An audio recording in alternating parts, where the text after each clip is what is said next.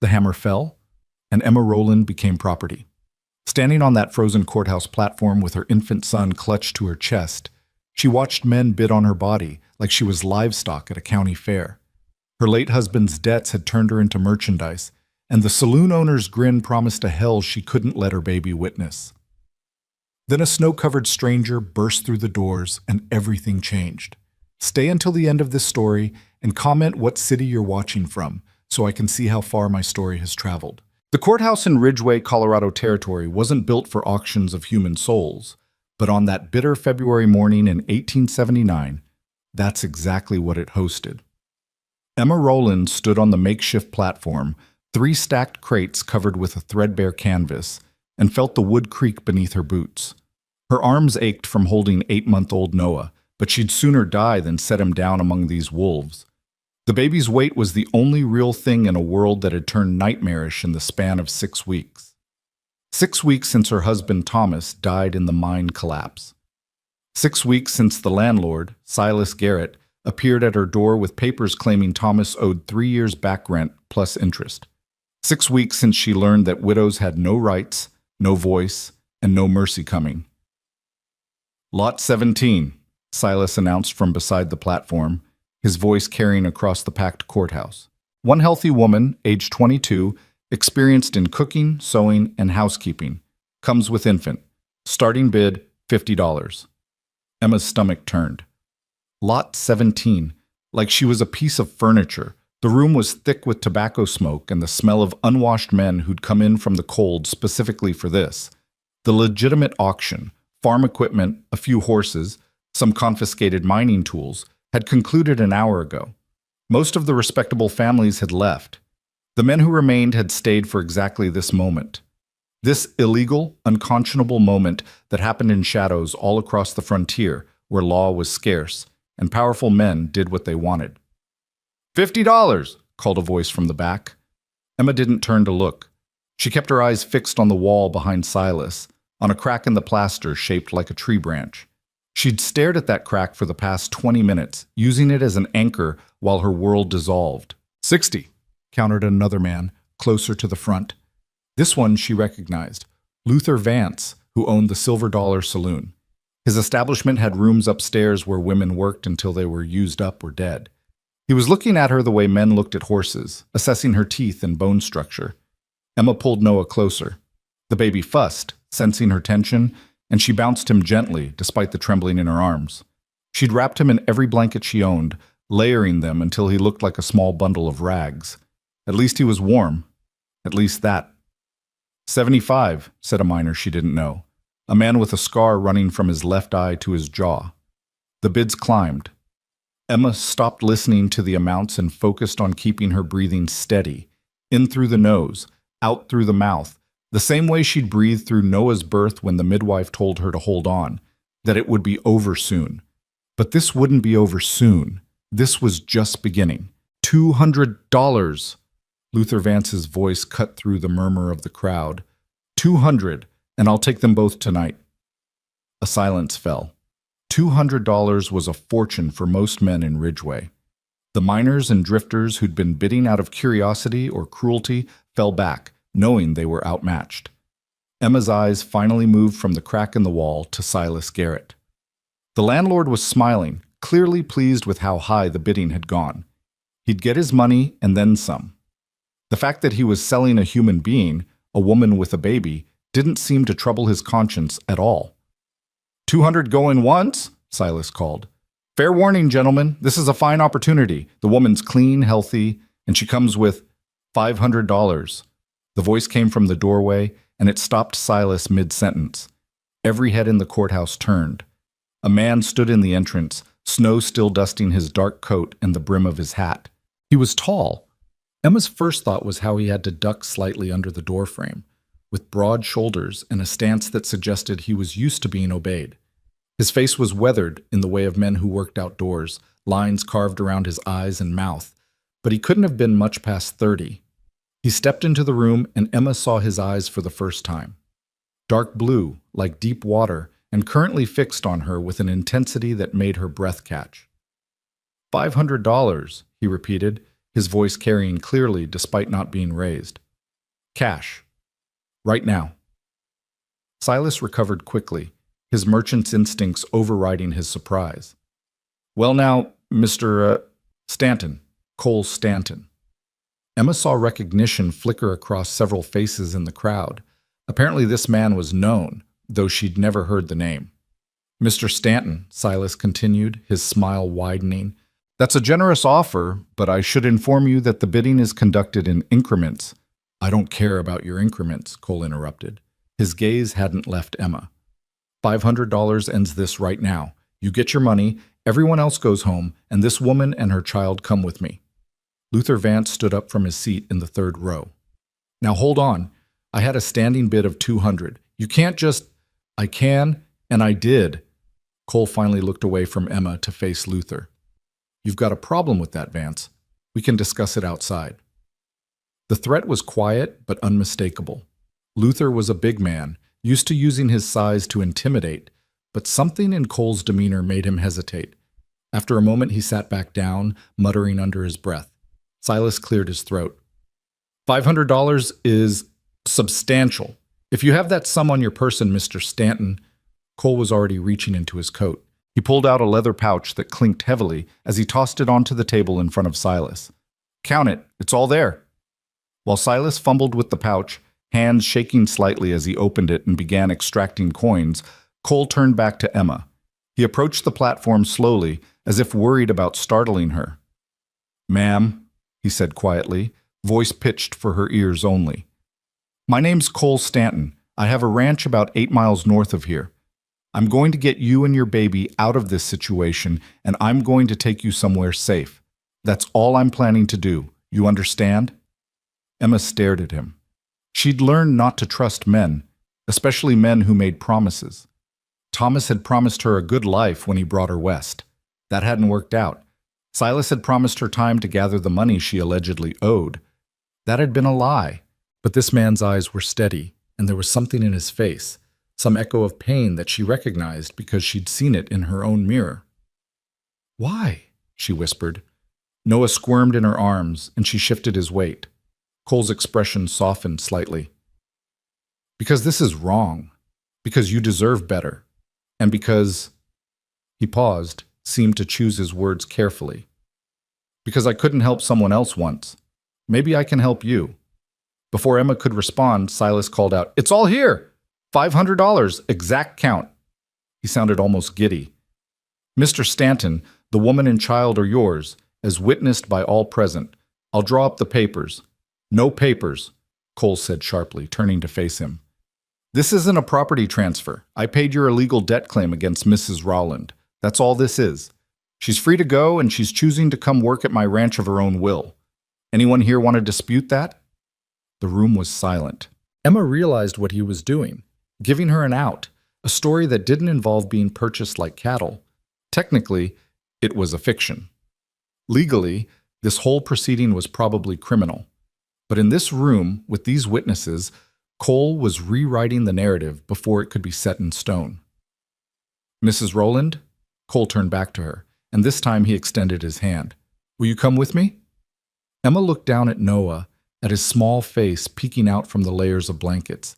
Then she looked back at Cole Stanton, this stranger who'd just paid a fortune to save her from hell.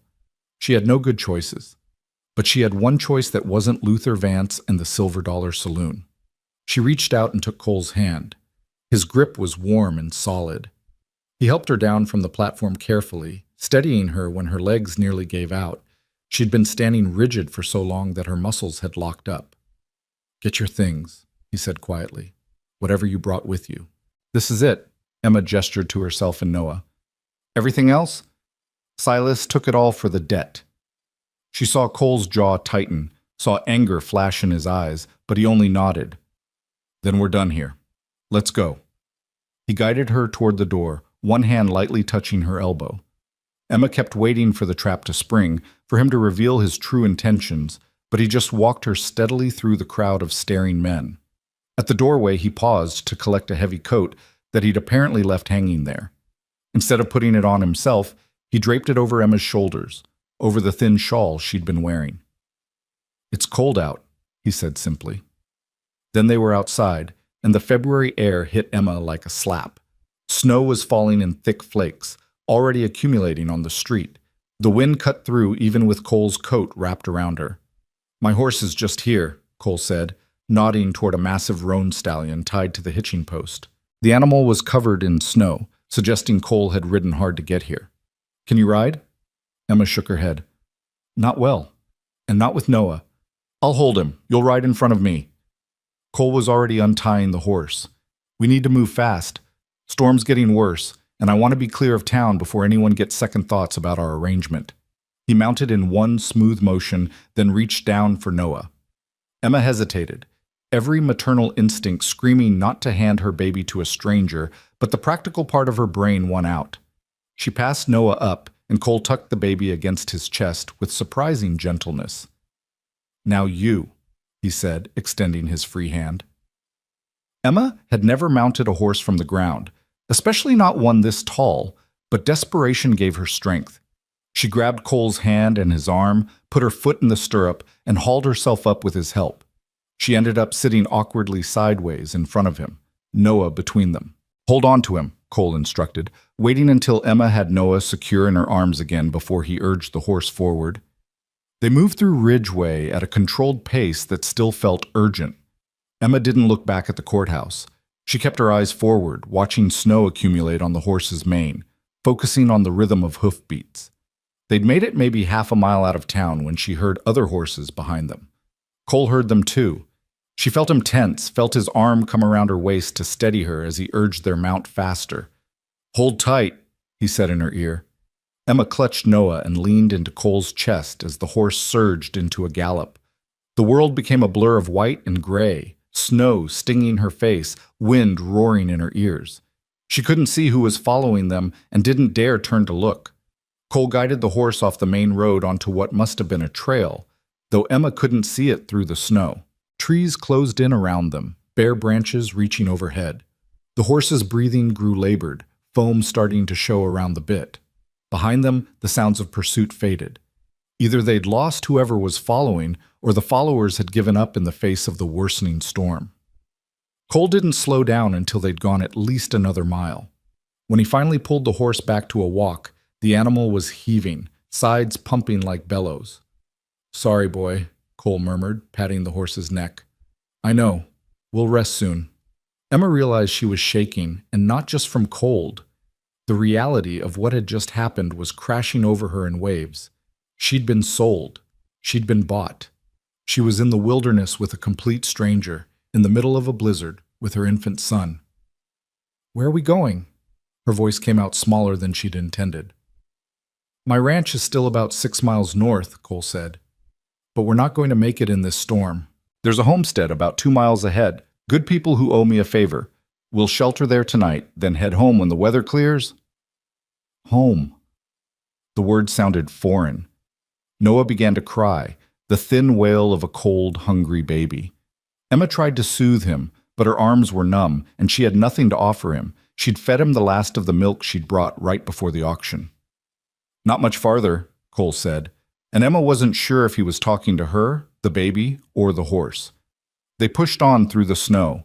Emma lost track of time, lost in the white void of the blizzard. She might have dozed, exhaustion finally overcoming fear, because she jerked awake when Cole brought the horse to a stop. "We're here," he said.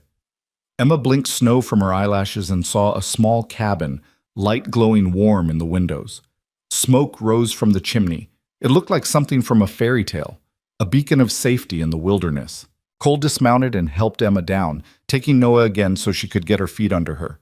Her legs nearly buckled, but Cole steadied her with a hand under her elbow. "I've got you," he said. "Come on."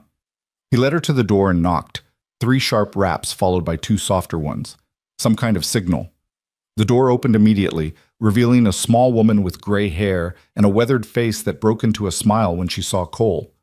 "Cole Stanton, you damned fool! What are you doing out in—" She stopped when she saw Emma and Noah. Her eyes widened. "Oh, my stars!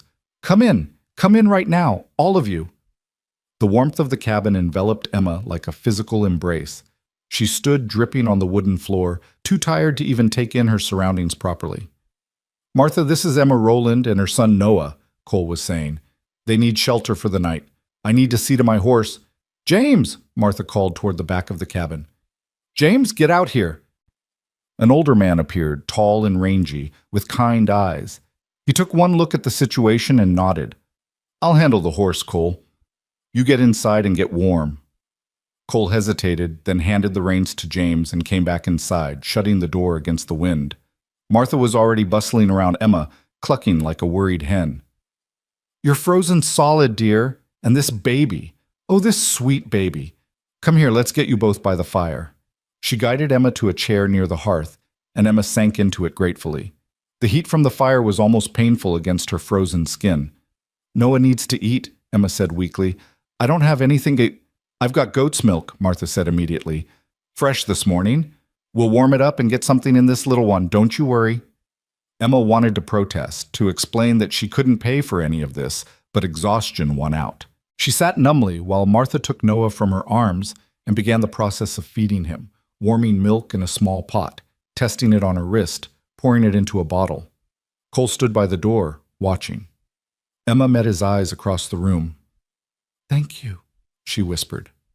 He nodded once, then looked away, as if her gratitude made him uncomfortable. James came back inside, stamping snow from his boots. Horses settled. He'll be fine. He looked at Cole with an expression Emma couldn't quite read. You want to tell us what's going on, son? Cole sighed and pulled off his hat, running a hand through his dark hair. There was an auction in Ridgeway. Illegal, but nobody was stopping it. Mrs. Rowland was being sold to pay a debt claim. Martha's hand stilled on the milk bottle. Sold? To Luther Vance, if I hadn't intervened. Cole's voice was flat, but Emma heard the anger underneath. James swore quietly. Martha's face hardened into something fierce. So you bought her instead, Martha said slowly. I paid off the claim, Cole corrected. She's not property. She's going to work at the ranch. Work? James repeated, his tone skeptical. Yes. Honest work, honest wages. She and the boy get room and board, privacy and safety. That's all. Martha and James exchanged a long look, some silent conversation passing between them. Finally, Martha nodded and went back to preparing Noah's bottle. You're a good man, Cole Stanton, she said quietly. Foolish sometimes, but good. Emma listened to this exchange in a daze. Work, wages, privacy, safety. The words felt too good to be true, promises that would surely be broken as soon as it was convenient.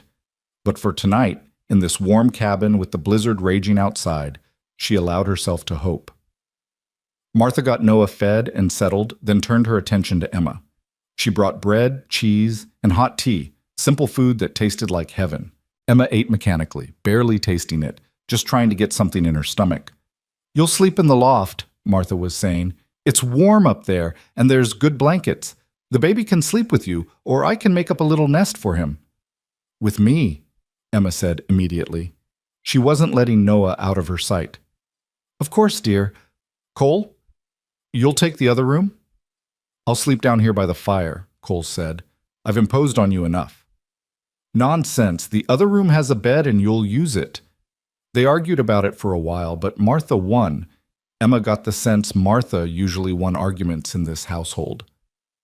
Eventually, Emma found herself climbing a ladder to a cozy loft space. Noah bundled in her arms.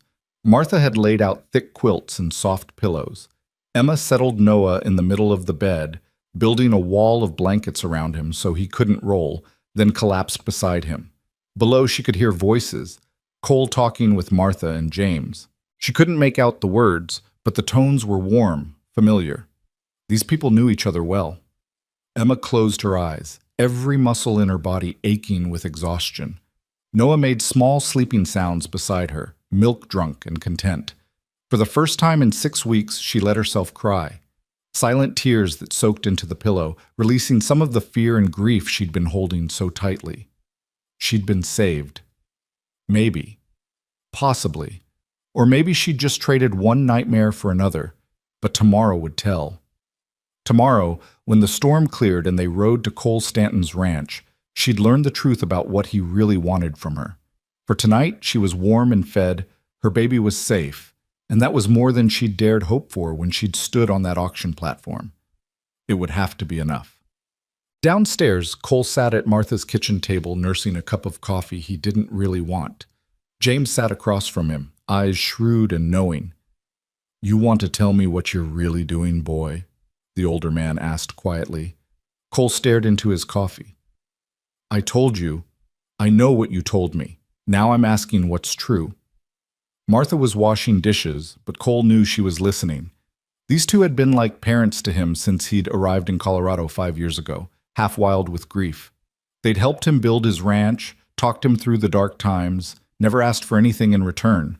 He owed them honesty. "There was a woman," he said finally, "back in Kansas before I came here. Her name was Sarah. She was like a sister to me. We grew up together." James waited. Martha had stopped washing dishes. "She married a man named William Porter. Seemed like a good match. I left for Colorado, was going to make my fortune, come back and visit. But then I got word that William had died and Sarah was in trouble. His family was claiming she owed debts, trying to force her into a situation." Cole's hands tightened on the coffee cup. "By the time I got back to Kansas, I was 3 days too late. He couldn't say it. She'd decided death was better than what they had planned for her. Hung herself in the barn where we used to play as kids." Martha made a soft sound of sympathy. "I failed her," Cole said simply. "I was too late, and she died alone and desperate. I swore I'd never let that happen again if I could prevent it." "So when you heard about the auction today," James began, "a friend sent word yesterday that something bad was happening in Ridgeway. I rode through the night to get there. When I saw that woman standing on that platform holding her baby," Cole shook his head, "I saw Sarah. I saw what I failed to prevent, and I couldn't let it happen again." "And so you paid $500, Martha said gently. "Cole, that's nearly everything you had saved." "I know. And now you've got a traumatized widow and an infant to care for." "I know that too." James leaned back in his chair, studying Cole's face. "What are you going to do with her?" "Exactly what I said. Give her work if she wants it, give her safety, give her time to heal and figure out her next step. When she's ready to move on, I'll help her do that too, whatever she needs."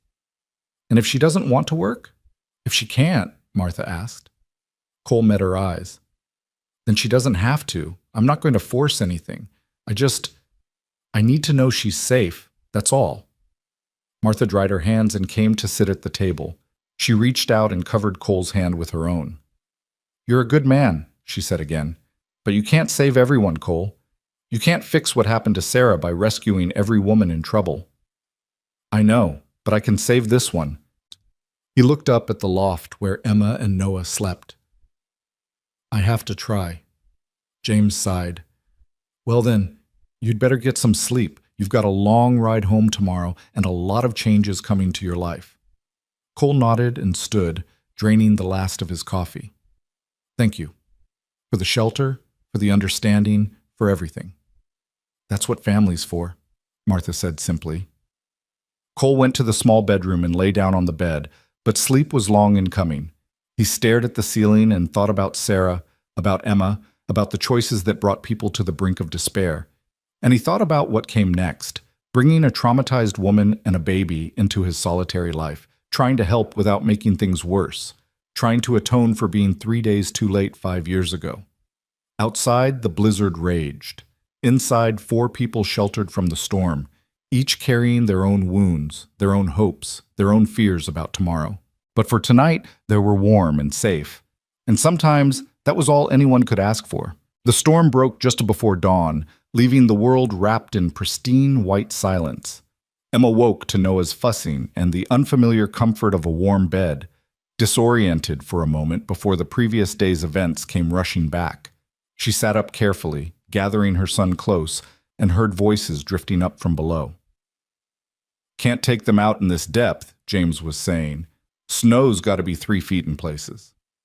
"The main trail will be drifted over," Cole replied. "But if we follow the creek bed, stay in the tree cover where the wind couldn't pile it up, that'll add 2 hours to your ride, and the temperature's dropping. You've got a woman and baby to think about now. not just yourself. Emma climbed down the ladder, Noah perched on her hip. The three people at the table looked up as she appeared. Martha's face immediately softened into a warm smile. "Good morning, dear. How did you sleep?" "Better than I have in weeks," Emma admitted. It was true. Despite everything, exhaustion had pulled her under into dreamless sleep. "Thank you for your kindness." "Nonsense. Come eat something. I've got porridge on and fresh eggs." Cole stood as Emma approached, a gesture of respect that surprised her. Most men didn't stand for women like her anymore. Widows with questionable debts and no family connections. "Mrs. Rowland," he said with a slight nod. "We were just discussing the journey to the ranch. The storm left heavy snow. James thinks we should wait another day before attempting the ride." Emma looked between the two men, reading the tension there. Cole wanted to leave. James thought it was dangerous, and she was the complication making it difficult. "I don't want to impose on Martha and James longer than necessary," she said quietly. "If you think we can make it safely—" "It's not an imposition," Martha insisted, bustling over with a bowl of porridge. "You're welcome here as long as needed." But Emma saw something flicker in Cole's expression. Not impatience exactly, but urgency. He wanted to get home, to get this situation settled on his own territory where he had control. "We'll leave after breakfast," Cole decided. "Bundle up warm. I'll take it slow and careful." James didn't look happy about it, but he nodded. "I'll help you prepare the horses then. You'll need to take the pack horse too. I'm sending supplies." "James, you don't have to—" "We're sending supplies," Martha said firmly, in a tone that ended the discussion. "You've got 2 extra mouths to feed now, and that baby needs proper milk. I'm sending the goat." Cole looked like he wanted to argue, but Martha's expression brooked no opposition. Emma watched this interaction with growing curiosity. These people clearly cared for Cole, treated him like family. What kind of man inspired that devotion from strangers? Breakfast was hearty, porridge with honey, eggs fried in butter, thick slices of bread. Emma tried to eat slowly, but her body was starved for decent food after weeks of making thin soup stretch across too many days. Noah nursed contentedly, and Martha showed Emma how to prepare the goat's milk properly for when her own supply wasn't enough. "You'll need bottles," Martha said, packing a small crate with supplies. "And these rags work well as diapers. I cut them from old sheets. They're soft, won't chafe. And this salve here, for when he gets a rash." Emma felt tears prick her eyes at this casual generosity. "I can't pay you back. Did I ask for payment?" Martha's voice was sharp but not unkind. "That baby needs care, and you need help. That's all there is to it." By the time they were ready to leave, the sun was fully up, making the snow-covered landscape sparkle like it was dusted with diamonds. James had saddled 2 horses, Cole's big roan, and a gentler mare for Emma.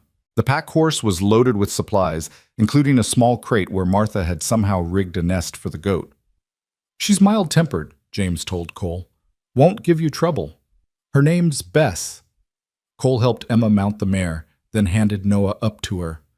The baby was wrapped in so many layers he looked like a small bundle of fabric with a face peeking out. "Stay close behind me," Cole instructed. "The mare will follow the roan naturally, but if you start to struggle, call out immediately. Don't try to push through if something feels wrong." Emma nodded, adjusting her grip on Noah. She'd ridden before, but not often, and never in conditions like this. They set out slowly, Cole leading on the roan, Emma following on the mare, and the pack horse with Bess the goat trailing behind. Martha and James stood in their doorway waving until the little cabin disappeared from view behind the snow-laden trees. The journey was harder than Emma had anticipated. The snow was deep in places, forcing the horses to lunge through drifts. Her thighs ached from gripping the saddle, and her arms burned from holding Noah secure while managing the reins. But she bit her lip and stayed silent, determined not to be more trouble than she'd already been. Cole kept his word about going slow. He frequently looked back to check on her, and twice he stopped to let the horses rest and to check that Emma and Noah were holding up. "How are you managing?" he asked during the second stop, his breath forming clouds in the frigid air. "I'm fine," Emma lied. In truth, she was exhausted and frozen, her feet numb in her thin boots despite the extra socks Martha had insisted she wear. Cole's eyes narrowed slightly, like he could see through her deception, but he didn't call her on it. "We're about halfway there. Another hour, maybe less if the trail stays clear." They pressed on. Emma lost herself in the rhythm of the horse's gait, the endless white landscape, the weight of Noah against her chest. She was so focused on just enduring that she almost didn't notice when the terrain began to change. The trees thinned out, revealing rolling meadows buried under snow. In the distance, Emma saw buildings, a house, a barn, several smaller structures. Smoke rose from the chimney, a dark line against the pale sky. "That's home," Cole said, and there was something in his voice, pride maybe, or relief. As they drew closer, Emma could see the ranch more clearly. The house was larger than she'd expected, built of solid timber with a covered porch running along the front. The barn was enormous, well-maintained, with a peaked roof designed to shed snow. There were corrals, a chicken coop, what looked like a smokehouse, and several other outbuildings she couldn't identify. This wasn't some rough frontier cabin. This was a real ranch, a working operation. Cole Stanton had clearly put years of labor and significant resources into building this place. A dog came bounding through the snow toward them, barking enthusiastically. It was a large animal, some mix of shepherd and hound, with a thick coat and intelligent eyes. "That's Bear," Cole said. "He's friendly, just excited. Bear, sit." The dog immediately sat, though his tail continued wagging furiously. They rode up to the barn, and Cole dismounted, then came to help Emma down. Her legs nearly gave out when her feet hit the ground. They'd gone numb from the cold and the hours in the saddle. Cole caught her elbow, steadying her. "I've got you. Can you stand?" Emma nodded, though she wasn't entirely sure. She focused on holding Noah, letting Cole take most of her weight until feeling started returning to her legs in painful prickles. "Let's get you inside where it's warm," Cole said. "I'll come back for the horses and the supplies." "I can help. You're frozen half to death, and you're holding a baby. Inside. Now." The command was gentle but firm. Emma was too tired to argue. She let Cole guide her through the snow to the house, up the porch steps, and through the front door. The interior was dim after the brightness of the snow, but warm, blessedly warm. Emma stood dripping on the wooden floor, taking in her surroundings. The main room was large, with a stone fireplace dominating one wall. There was a kitchen area with a proper stove, a table with chairs, comfortable-looking furniture arranged near the hearth. Everything was clean and orderly, though clearly the domain of a man living alone. No curtains on the windows, no decorative touches, purely functional. "Sit by the fire," Cole instructed. "I'll get it built up higher, then I need to tend the horses. Don't go anywhere." He moved quickly, adding logs to the fire until it was roaring, then disappeared back outside. Emma sank into a chair near the hearth and carefully unwrapped Noah from his layers. The baby was red-faced and fussy, too warm now after being too cold before. She heard Cole making trips back and forth, bringing in supplies, his boots stomping on the porch to shake off snow. Bear the dog came inside at some point and settled near the fire, watching Emma with friendly curiosity. When Cole finally came in to stay, he looked windburned and exhausted. He hung his coat by the door, then stood awkwardly for a moment, as if uncertain what to do next. "I'll show you where you'll sleep," he said finally. "Then I'll get food started." He led her down a short hallway to a bedroom. It was simply furnished: a bed with a plain quilt, a chest of drawers, a washstand with a basin and pitcher. But the mattress looked comfortable, and there was a window with a view of the mountains in the distance. "This is your room," Cole said. "There's another bedroom at the end of the hall. That's mine. The door in between is a storage room, but I can clear it out if you need more space." Emma stared at the bed, then at Cole. "You're giving me a bedroom? A private bedroom?" He looked confused by her surprise. "Of course. Where else would you sleep?" "I thought—" She stopped, not wanting to voice all the terrible assumptions she'd made about what would be expected of her. Understanding dawned in Cole's eyes. "Mrs. Rowland, I meant what I said yesterday. You and your son get room, board, privacy, and safety. This is your space. I won't enter without permission. The door has a lock if you want to use it." Emma felt something loosen in her chest, some tight knot of fear she'd been carrying. "Why?" The question came out as barely a whisper. "Why are you doing this?" Cole was quiet for a long moment. When he spoke, his voice was low and rough. Because you needed help. That's all. Now, I'll let you get settled. Take whatever time you need. I'll be in the kitchen when you're ready." He left, closing the door gently behind him. Emma stood in the middle of the room, Noah making sleepy sounds against her shoulder. Slowly, she walked to the bed and sat down. The mattress gave beneath her weight, softer than anything she'd slept on in months. There were pillows, clean blankets, a rag rug on the floor. She lay back, settling Noah beside her, and stared at the ceiling. This couldn't be real. Men didn't do things like this without expecting something in return. But Cole had given her a locked door, privacy, his word. Maybe, just maybe, he was telling the truth. She must have dozed because the next thing she knew, there was a soft knock on the door, and Cole's voice calling, "Mrs. Rowland, I've got food ready if you're hungry." Emma sat up, disoriented. Noah was still sleeping, so she left him on the bed surrounded by pillows and went to the door.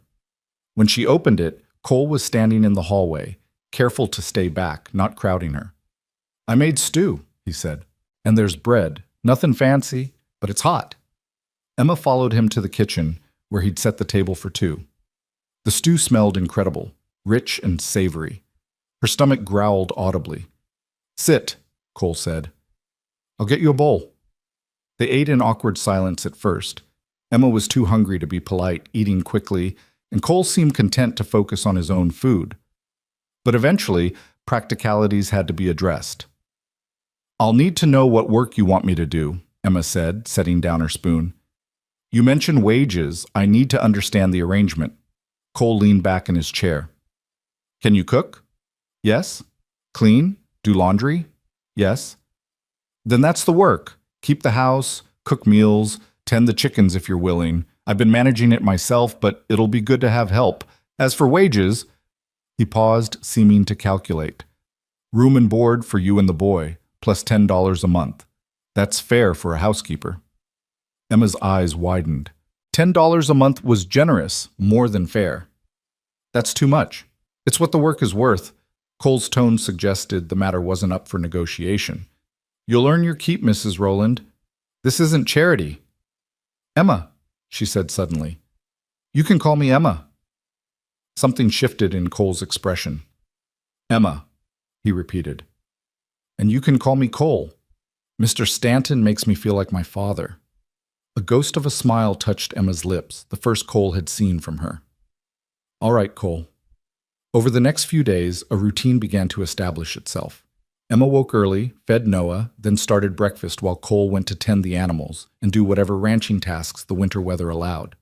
He'd come in for the meal, eat quickly, then disappear back outside. Emma would clean, do small mending tasks, and care for Noah. Cole would return for lunch, then go out again.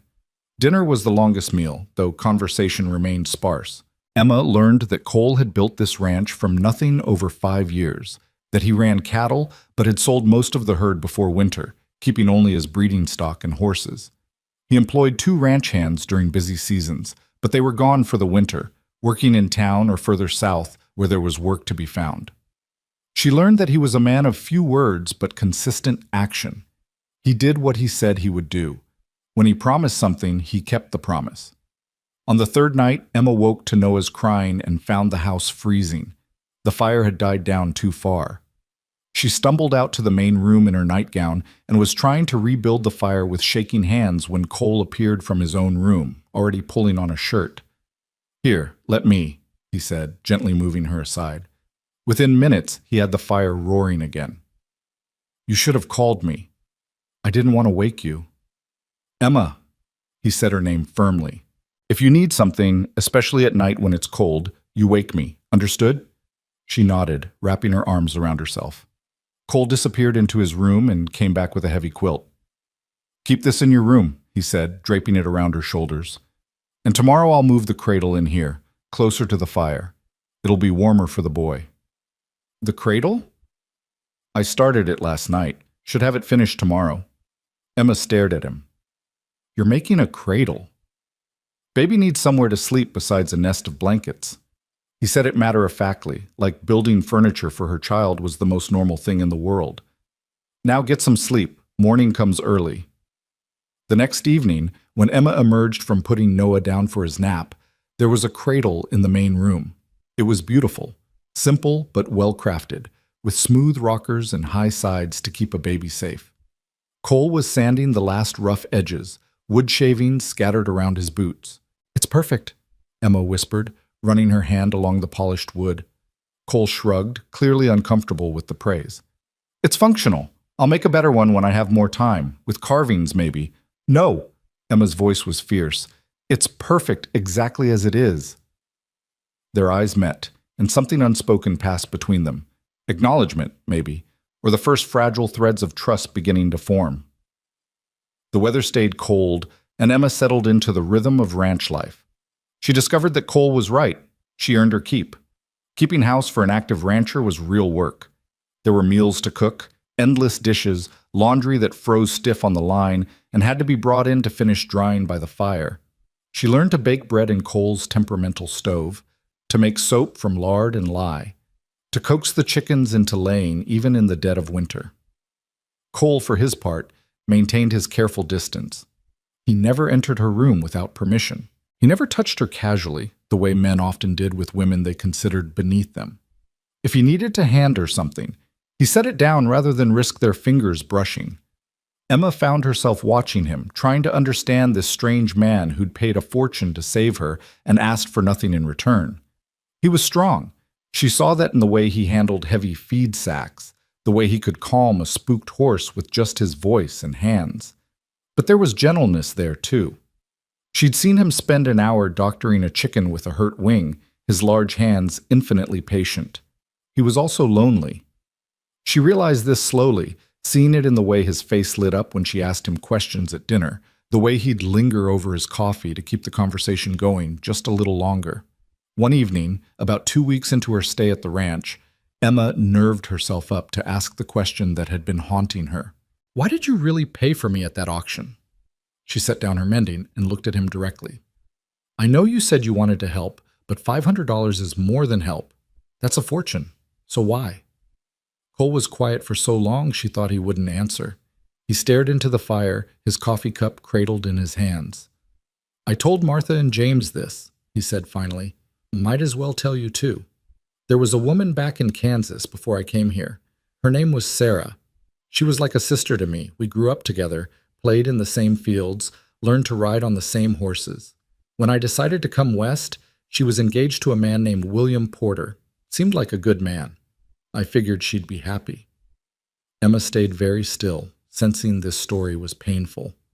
"William died 2 years after they married," Cole continued. "His family claimed Sarah owed them money. Inheritance debts, they called it. They tried to force her to marry William's brother to settle the account. He was a cruel man, mean drunk. Sarah was desperate."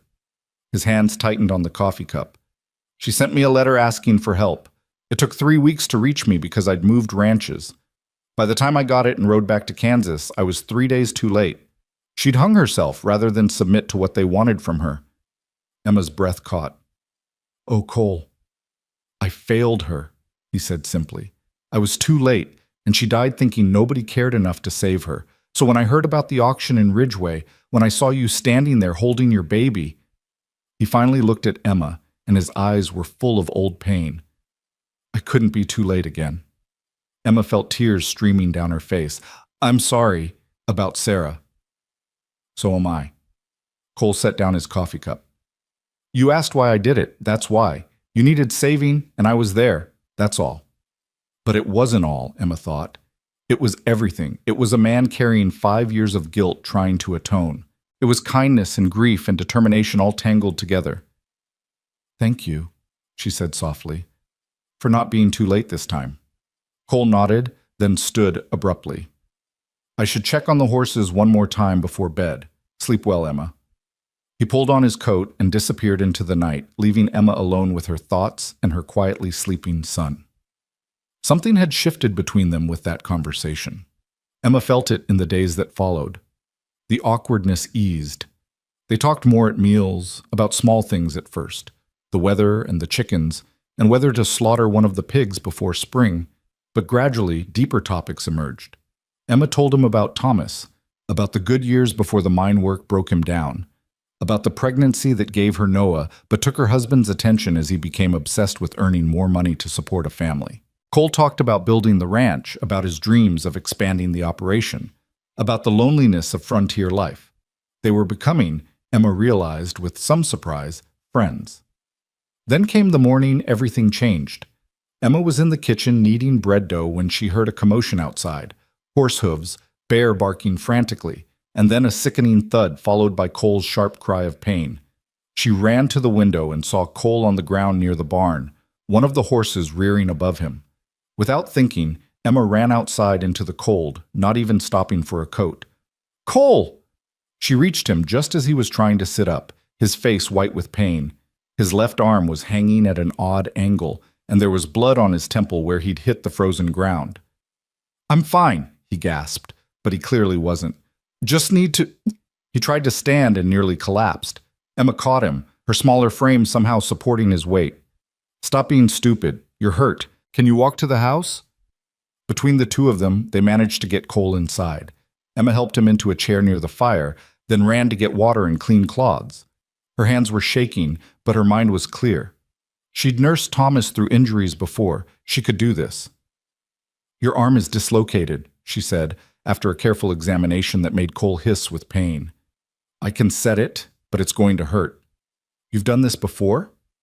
"Twice. Thomas fell from scaffolding in the mine."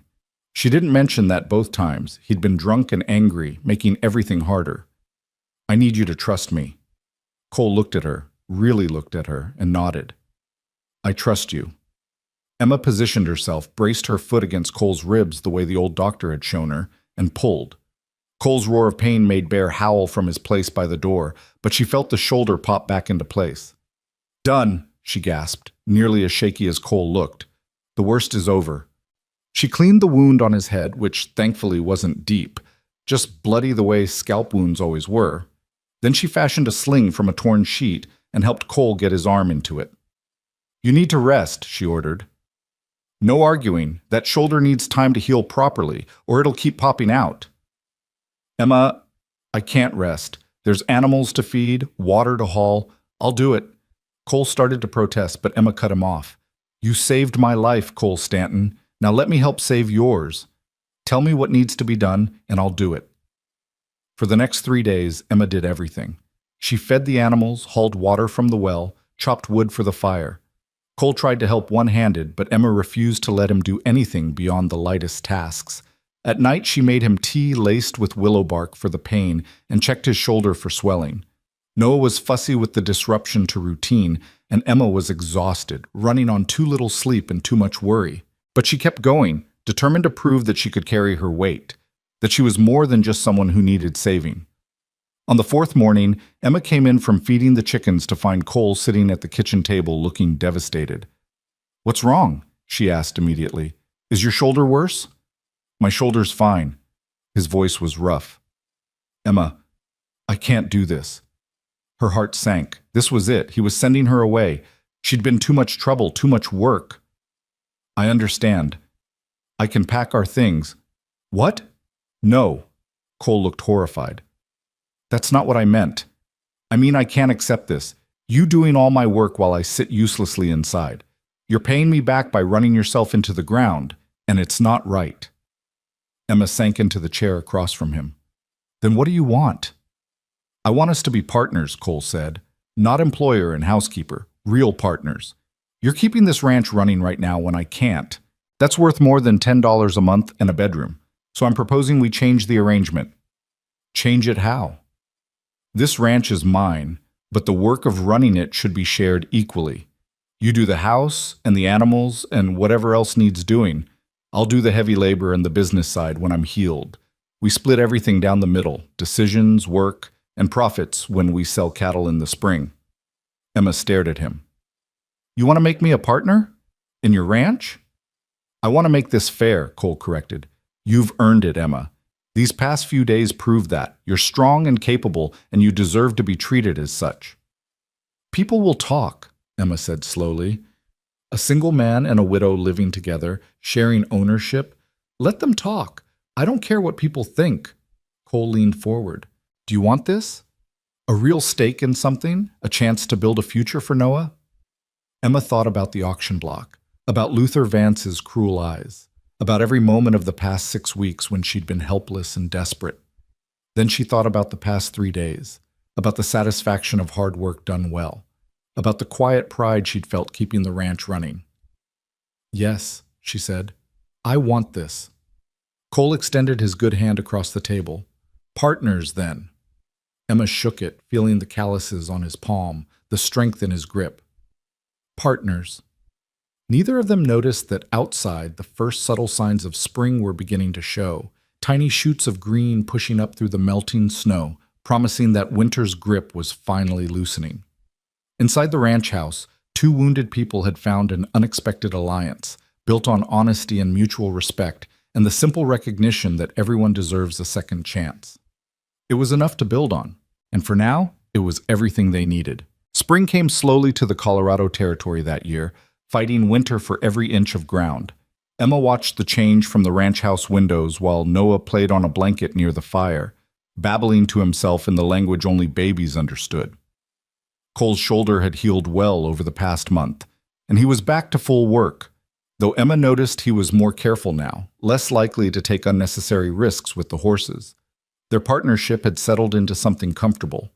Emma handled the house, the garden she was planning for when the ground fully thawed, and the chickens that were finally laying regularly again. Cole managed the livestock, repaired winter damage to the buildings, and began the process of preparing for spring calving. They made decisions together over dinner, discussing which fields to use for grazing, whether to buy more breeding stock, how to allocate their limited funds. It was a good life. A simple life. Emma had stopped waiting for the other shoe to drop, stopped expecting Cole to reveal some hidden agenda. He was exactly what he appeared to be, a decent man trying to do right by someone he'd saved. That peaceful existence shattered on a Tuesday morning in early April. Emma was hanging laundry on the line, enjoying the weak sunshine and the sound of snowmelt dripping from the roof, when bears started barking frantically. She looked up to see 3 riders approaching the ranch, moving at a deliberate pace that suggested they weren't friendly visitors. Cole emerged from the barn, wiping his hands on his pants. Emma saw him tense as he recognized whoever was coming. She quickly gathered the wet laundry back into the basket and moved toward the house, her instincts screaming danger. "Emma, take Noah inside," Cole called, his voice tight. "Lock the door." She didn't argue. She ran into the house, scooped up her son, and moved to the window where she could see what was happening. Her heart was pounding, all the old fears rushing back. Had someone from Ridgeway come for her? Was Luther Vance attempting to reclaim his property? The 3 riders stopped in front of Cole. The man in the center was well-dressed for the frontier, wearing a suit that had probably cost more than most ranchers made in a year. He was in his 40s, with a neatly trimmed beard and cold eyes. The 2 men flanking him were clearly hired muscle, rough-looking men with guns prominently displayed. Emma cracked the window open slightly so she could hear. "Cole Stanton," the well-dressed man said, his voice cultured and smooth. "I've been looking for you." "Braden Kells." Cole's voice was flat. "What do you want?" Emma's breath caught. She knew that name. Braden Kells was the man Silas Garrett had mentioned during the auction, the man who held Thomas's original debt claim before selling it. She thought that nightmare was over, paid for by Cole's $500. But apparently it wasn't. "I think you know what I want," Kells said pleasantly. "You took something that belongs to me." "Emma Rowland doesn't belong to anyone. She's a free woman working on my ranch." "Ah, but that's where you're wrong." Kells reached into his coat and pulled out a folded paper. "I have here a writ from Judge Blackwood in Denver. It states quite clearly that Emma Rowland owes a debt of $800 to the estate of Thomas Rowland, and as the primary creditor, I have legal claim to satisfaction of that debt through her labor." "That's illegal," Cole said. "You can't claim a person as payment for debt." "I'm not claiming a person, Mr. Stanton. I'm claiming the right to her labor until the debt is satisfied. There's precedent for it. Indentured servitude has a long tradition in the territories. The judge agreed with my interpretation of the law." Emma felt sick. $800. Where had that number come from? Thomas had barely made $800 in his entire time working the mines. "The debt was paid," Cole said. I gave Silas Garrett $500 in Ridgeway. That was for Garrett's separate claim, which was considerably smaller. My debt stands, and according to this writ, Mrs. Rowland needs to come with me to work off what she owes. She's not going anywhere. Kells smiled, and it didn't reach his eyes. Then you're harboring someone who's legally bound to my service. That makes you guilty of theft, Mr. Stanton. Sheriff Monroe is aware of this situation. If I return to Ridgeway without Mrs. Rowland, he'll have no choice but to arrest you for kidnapping. Cole's hands clenched into fists. You're lying. Monroe wouldn't. Sheriff Monroe is a practical man who understands how the law works in the territories. He's seen the judge's writ, and he agrees it's legitimate. Kells's smile widened. You have 3 days to bring Mrs. Rowland to Ridgeway, or I'll return with the sheriff and armed deputies. And if you resist arrest, well, accidents happen during apprehensions. The threat was clear. Emma watched Cole's face, saw the fury there mixed with something that looked like fear. Not for himself, for her. What do you really want, Kells? Cole asked quietly. This isn't about debt collection. Men like you don't ride 8 miles into the mountains for $800. You're right, of course. Kells leaned back in his saddle, looking pleased with himself. I had a contract with Thomas Rowland. He was going to sell me information about a certain mining operation, geological surveys, production estimates, things that would be very valuable to the right buyer. He died before fulfilling his end of our arrangement, which means his widow inherited his obligations. Emma's mind reeled. Thomas had been selling mining information? To whom? And why? Emma doesn't know anything about mining operations, Cole said. Perhaps not, but she'll work in my household until I decide the debt is paid. I have several business ventures that could use someone with her particular skills. The way Kells said it made Emma's skin crawl. 3 days, Mr. Stanton. Bring her to Ridgeway or face the consequences. Without waiting for a response, Kells wheeled his horse around and rode off, his 2 hired guns following. They moved quickly, clearly not wanting to give Cole time to react violently. Emma watched them disappear down the trail, then ran to unlock the door. Cole stood in the yard, staring after the riders, his whole body rigid with tension. Cole, she called softly. He turned, and the expression on his face broke her heart. I won't let him take you. I don't care what some corrupt judge in Denver says. I won't let it happen. Emma came down the porch steps, still holding Noah. He said 3 days. What do we do? I don't know. Cole ran a hand through his hair, looking more frustrated than she'd ever seen him. That writ might actually be legal. The laws around debt and indentured servitude are murky in the territories. If Kells has a judge backing him, and if the sheriff believes it's legitimate, then I have to go. Emma's voice was steady, though inside she was screaming. I won't let you be arrested for helping me. I won't let you lose your ranch. Absolutely not. Cole's voice was fierce. Emma, you don't understand what Kells is. He's not some legitimate creditor. He's a criminal who uses the law as a weapon. If you go with him, I'll never see you again. Neither will Noah. Then what do we do? Emma heard the desperation in her own voice. We can't fight the law, Cole. You said yourself that resistance means they'll come with deputies, with guns. You could be killed. Cole was silent for a long moment, thinking hard. Then his eyes widened slightly, as if an idea had just occurred to him. There might be a way, he said slowly.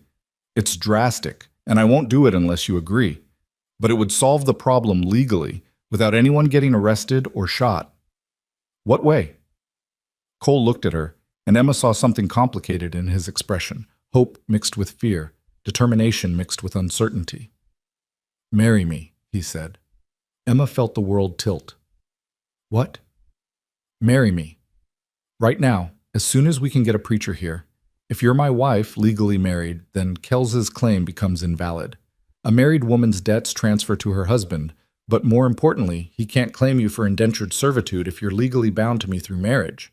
The law is clear on that. Spousal rights supersede debt claims. Emma stared at him, her mind racing. Marriage. To Cole.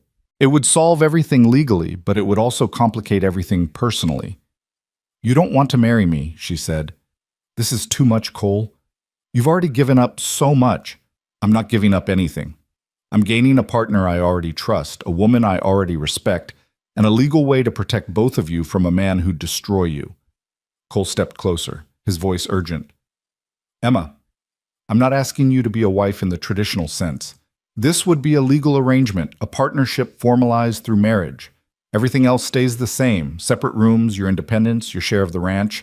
The only difference is a piece of paper that says you're Emma Stanton instead of Emma Rowland. And if I want more than that someday? Emma asked quietly.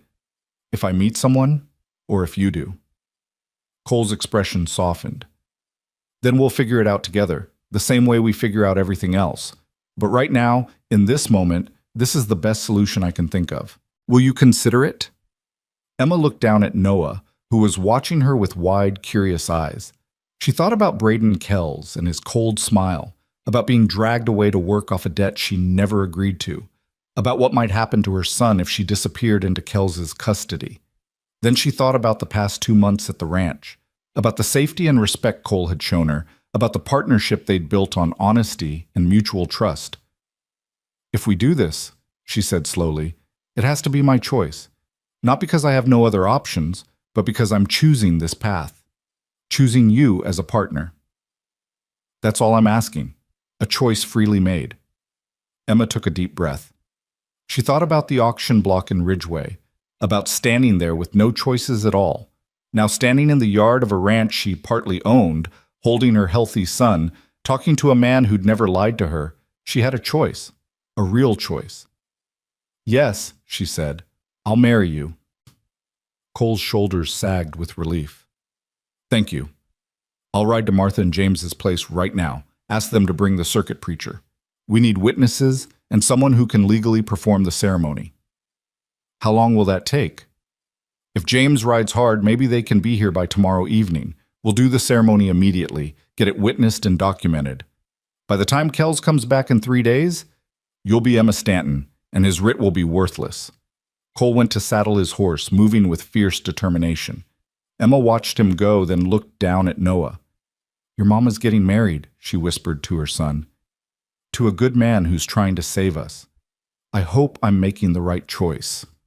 Noah grabbed her finger and giggled, completely unconcerned with the monumental decision his mother had just made. Cole left within the hour, pushing his roan hard toward Martha and James's homestead. Emma spent the rest of the day in a daze, going through the motions of her chores while her mind spun with the implications of what she'd agreed to. Marriage to Cole. It made sense legally, practically, but emotionally. She didn't know what to feel. Relief, certainly, gratitude, but also fear because once they did this, there was no going back. She'd be bound to him in the eyes of the law and God, even if their private arrangement remained unchanged. Cole returned after dark, looking exhausted but satisfied. James is riding to fetch the preacher tonight. Martha's coming tomorrow morning to help you prepare. They'll bring everything we need for a proper ceremony. Cole, you don't have to make it proper. A simple exchange of vows in front of witnesses would be enough. No. His voice was firm. If we're doing this, we're doing it right. You deserve a real wedding, Emma. Not some rushed, shameful thing. A real ceremony with real vows. Because even if this is a legal arrangement, it still matters. Emma felt tears prick her eyes. Thank you. Get some rest. Tomorrow's going to be a long day. That night, Emma lay awake in her room, staring at the ceiling and thinking about Thomas. Her first wedding had been a hasty affair at a justice of the peace, with no family present and no celebration. Thomas had been excited about heading west, about the opportunities waiting in Colorado. He'd promised her adventure and prosperity.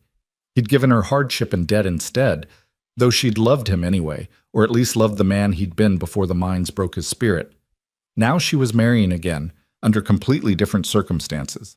This time she knew exactly what she was getting, a partnership, safety, respect. Maybe that was better than romance anyway. Safer, at least. She finally drifted off to sleep as the first hints of dawn were lightening the sky. Martha arrived mid-morning, riding up with her usual practical efficiency. She took one look at Emma's exhausted face and immediately took charge. All right, dear, first things first. You're going to take a proper bath, wash your hair, and put on something better than that work dress. I brought a few things that might fit you. Martha, this isn't a real wedding. It's just a legal arrangement. Hush. Martha's tone was gentle but firm. Every wedding is real if the vows are real. And I saw Cole's face yesterday when James told him we'd help. That man wasn't just solving a legal problem. He was protecting someone he cares about. So you're going to look like a bride, and we're going to do this properly because you both deserve that much. Emma let herself be fussed over, too tired to argue. Martha heated water for a bath, washed and braided Emma's hair, then presented her with a dress in soft blue wool, simple but well made, far nicer than anything Emma had worn in months. "It was mine when I was younger," Martha said, adjusting the fit. "I was about your size back then. Take it in a bit at the waist. There. Perfect." Emma looked at herself in the small mirror Cole kept in the washroom and barely recognized the woman staring back. Clean, rested, wearing a proper dress with her hair neatly styled, she looked almost like she had before Thomas died, before desperation had worn her down to nothing. "You're beautiful, dear," Martha said softly. "And you're stronger than you know. Remember that in the days ahead." The preacher arrived just before sunset, riding alongside James. He was an older man named Reverend Davies, with kind eyes and a gentle manner that immediately put Emma at ease. "Mr. Stanton has explained the situation," he said, greeting Emma with a small bow. "I want you to know that I'm here because I believe in what you're doing. Marriage for protection is still marriage, and it's no less sacred than one born from romance. Are you entering this union willingly?" "Yes," Emma said, and meant it. "This is my choice." "Then let's begin." They gathered in the main room of the ranch house. Cole had changed into clean clothes and looked almost nervous, which was strange to see on a man usually so confident. Martha and James stood as witnesses. Noah was asleep in his cradle, blissfully unaware of the ceremony happening around him. Reverend Davies opened his Bible and began. "Dearly beloved, we are gathered here in the sight of God to join this man and this woman in holy matrimony. This is not a union to be entered into lightly, but thoughtfully, with full understanding of the commitment being made." Emma listened to the familiar words, feeling the weight of them settle over her like a cloak. When it came time for vows, she and Cole turned to face each other. "Cole Stanton, do you take Emma Rowland to be your lawfully wedded wife, to have and to hold from this day forward, for better or for worse, for richer or for poorer, in sickness and in health, as long as you both shall live?"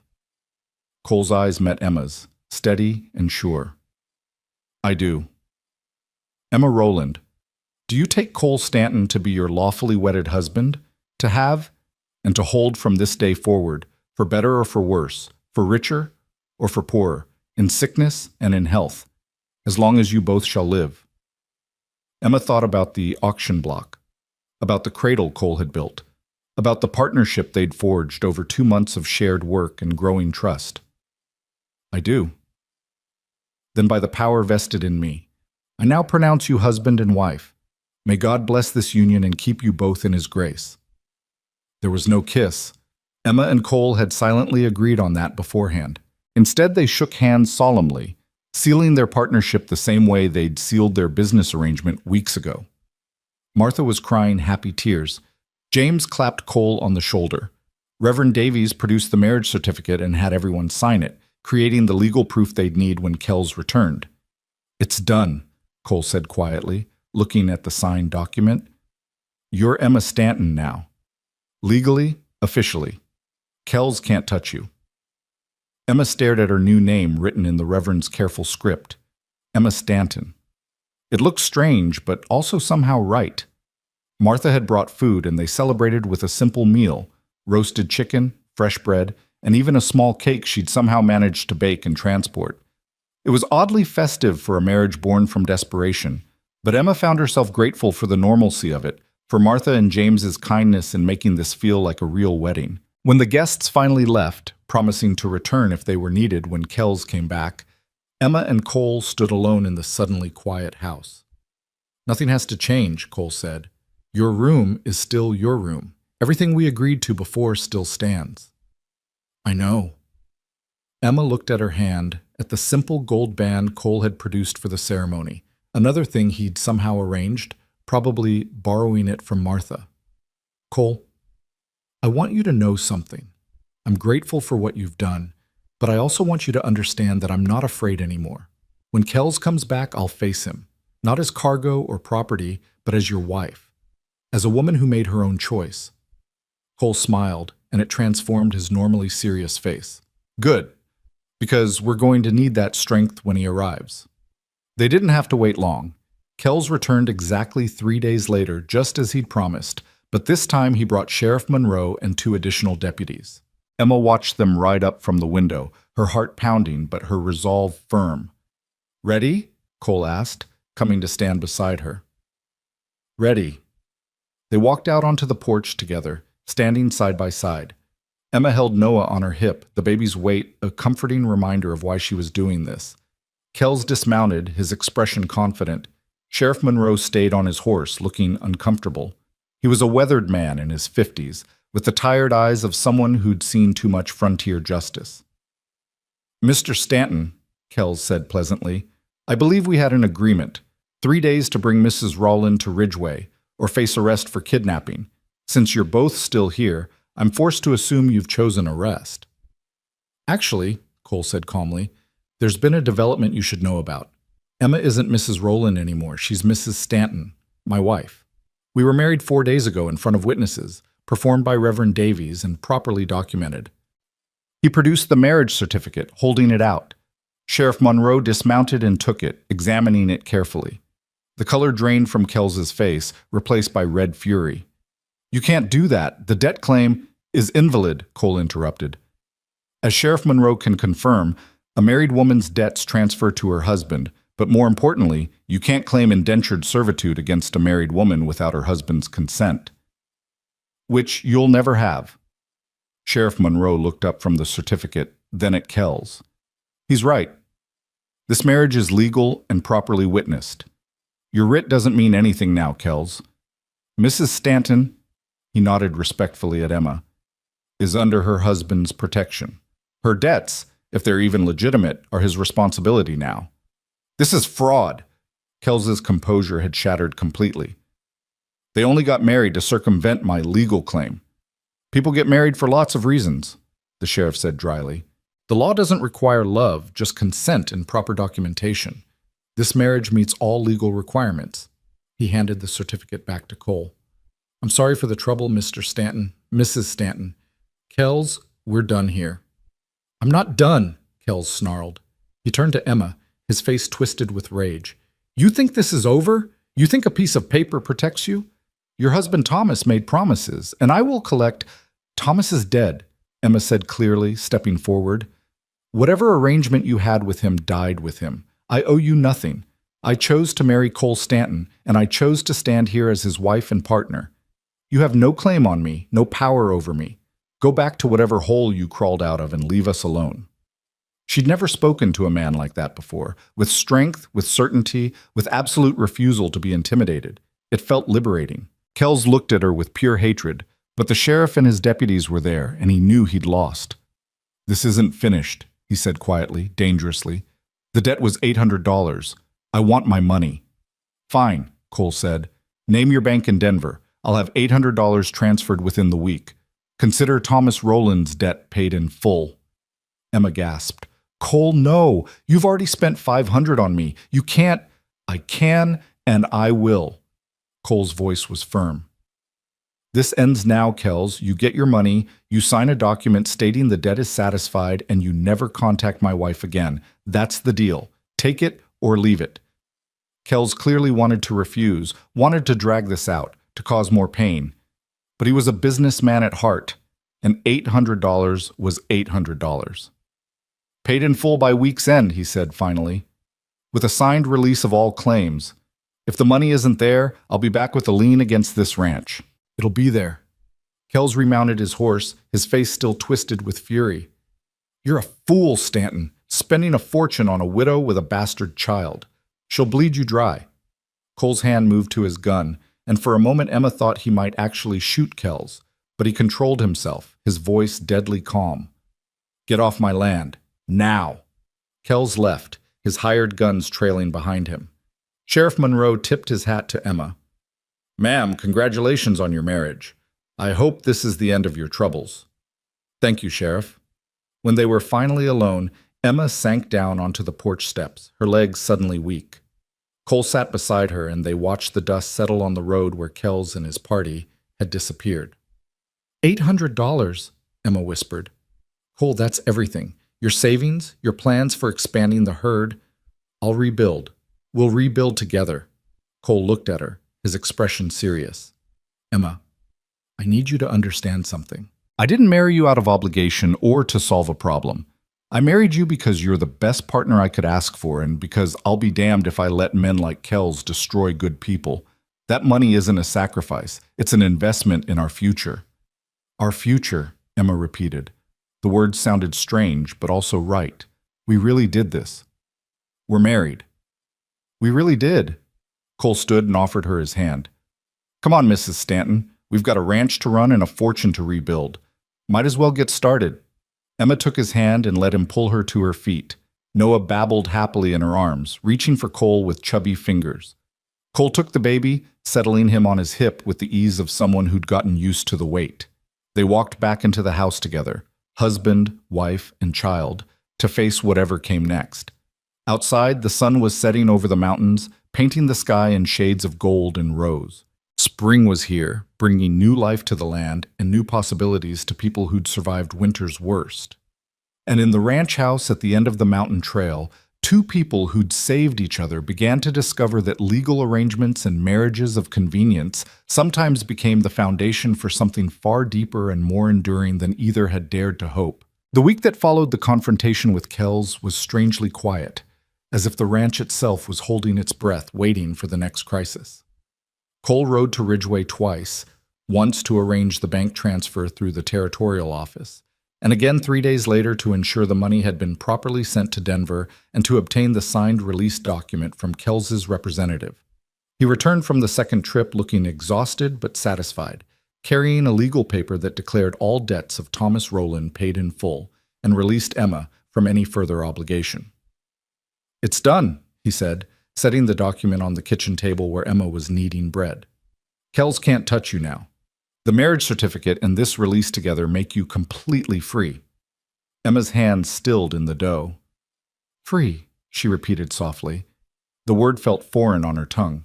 She'd been running from one form of bondage to another for so long that the concept of actual freedom seemed impossible.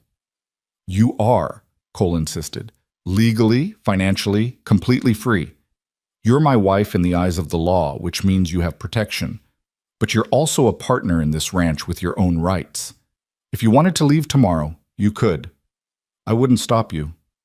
Emma looked at him, at this man who kept giving her choices when most men would have demanded obedience. I'm not leaving. I know, but I need you to know you could. That's what freedom means. That night, Emma lay in her bed, in her room with the door she'd never once needed to lock, and cried. Not from sadness or fear, but from relief so profound it felt like physical pain releasing from her body. She was safe. Noah was safe. They had a home, a future, and a partner who treated her like an equal human being instead of property. The next morning, she woke with a new sense of purpose. If she was truly free, truly a partner, then she needed to start acting like one. She'd been so focused on survival, on just getting through each day, that she hadn't allowed herself to think about building something permanent. That changed now. Over breakfast, Emma spread out a piece of paper she'd been sketching on.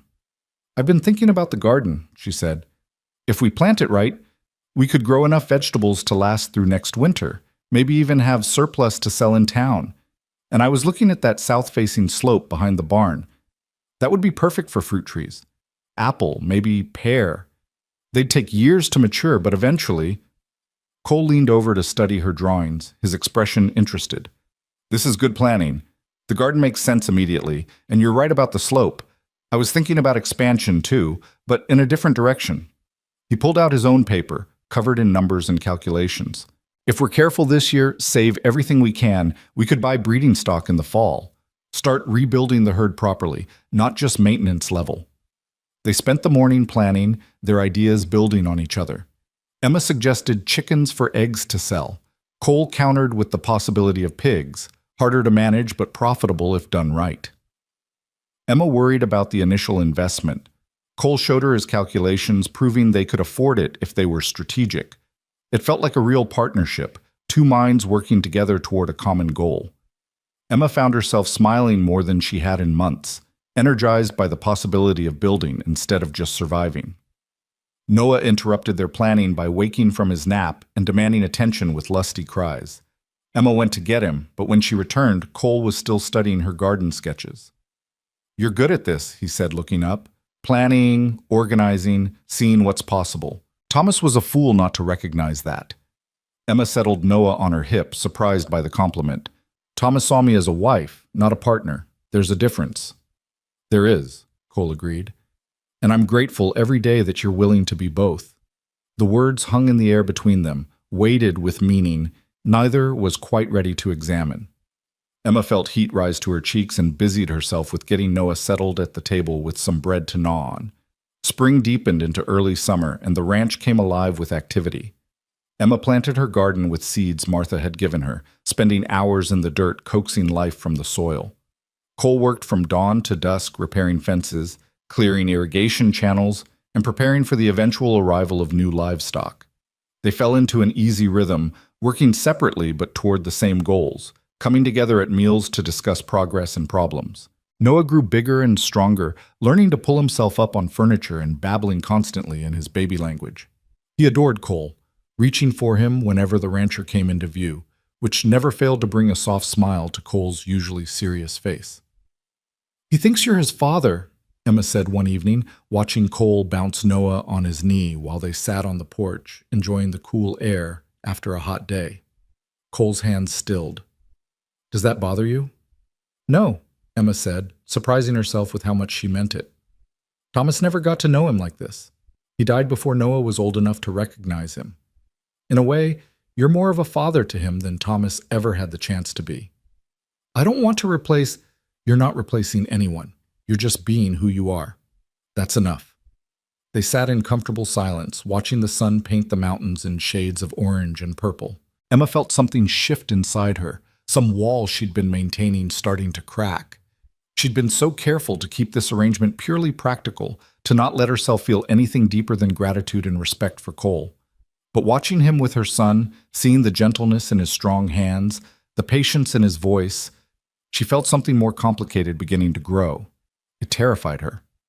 The peace lasted until mid-June, when James arrived unexpectedly one morning, riding hard and looking worried. "Cole, Emma, we've got a problem," he said, dismounting quickly. "Word in town is that Kells isn't done with you. He's been asking questions about the ranch, about your finances, about whether you really had the money you sent to Denver." Emma felt ice settle in her stomach. "What kind of questions?" "The kind that suggest he's looking for a way to challenge the payment or the debt release. He's claiming now that there were additional costs, fees that weren't included in the original $800. He's talking about filing a lien against the ranch." Cole's face hardened. "He can't do that. We have a signed release stating the debt is paid in full." "I'm just telling you what I heard. The man's got connections in Denver, Cole. Judges, politicians. If he wants to make trouble, he can make a lot of it." Emma sank into a porch chair, holding Noah tightly. "This will never end, will it? He'll keep coming back, keep inventing new claims, until he destroys us." "Not if we fight back," Cole said firmly. "James, thank you for the warning. I'll ride to Ridgeway tomorrow, talk to Sheriff Monroe, see what legal standing Kells actually has." But before Cole could make that trip, Kells himself arrived the next afternoon, and this time he brought a document that made Emma's blood run cold. "A lien notice," Kells announced, clearly enjoying himself as he handed the paper to Cole. "Filed officially with the territorial court in Denver. You owe an additional $300 in administrative fees related to the debt collection process. Payment is due within 30 days, or this ranch becomes property of my estate to satisfy the claim." Cole read the document, his jaw clenching tighter with each line. "This is fraud. These fees are fabricated. They're perfectly legitimate costs associated with pursuing the debt claim. Legal research, travel expenses, document preparation, it all adds up. You should have read the fine print before you paid, Mr. Stanton." "There was no fine print. You agreed to $800 in full settlement." "I agreed to accept $800 toward the primary debt. The ancillary fees were always separate." Kells smiled, and it was the expression of a predator toying with prey. Of course, if you can't pay, I'm willing to negotiate alternative arrangements. Perhaps Mrs. Stanton would consider working off the debt, after all. Cole moved so fast Emma barely saw it. One moment he was standing on the porch. The next he had Kells by the collar, slamming him against the porch railing. "You don't speak to my wife," Cole growled, his voice deadly quiet. "You don't look at her. You don't mention her name. You want money? Fine. But Emma is off the table permanently. Understand?" Kells' face was red, but he managed a strangled laugh. "You don't have the money, do you? You spent everything on the first payment. You're broke, and now you're going to lose everything trying to protect a woman who isn't worth—" Cole's fist connected with Kells' jaw before the man could finish the sentence. Kells went down hard, blood streaming from his split lip. "Cole, stop!" Emma grabbed his arm, pulling him back. "He's not worth it. If you assault him, he'll have you arrested. That's probably what he wants." Cole was shaking with rage, but he let Emma pull him away. Kells climbed slowly to his feet, wiping blood from his mouth. "That was assault, Stanton. I have witnesses." "You have nothing," Emma said coldly, stepping in front of Cole. "You came onto our property, making threats and demands. My husband defended his home. Now leave, before we send for the sheriff ourselves and have you charged with trespassing and extortion." Kells' eyes narrowed. "You've got 30 days. Come up with $300, or this ranch is mine." He remounted his horse, swaying slightly. "I'll enjoy watching you lose everything." He rode off, leaving Emma and Cole standing in the yard. Cole's hands were still clenched into fists, his breathing ragged. "I'm sorry," he said finally. "I shouldn't have hit him. That was stupid." "That was human," Emma corrected. "He was trying to provoke you, and it worked. But Cole, what are we going to do? Do we have $300? Cole's silence was answer enough. "How much do we have?" Emma pressed. "Maybe $60 cash, some equipment I could sell, but that would cripple the ranch operations. The horses—" He shook his head.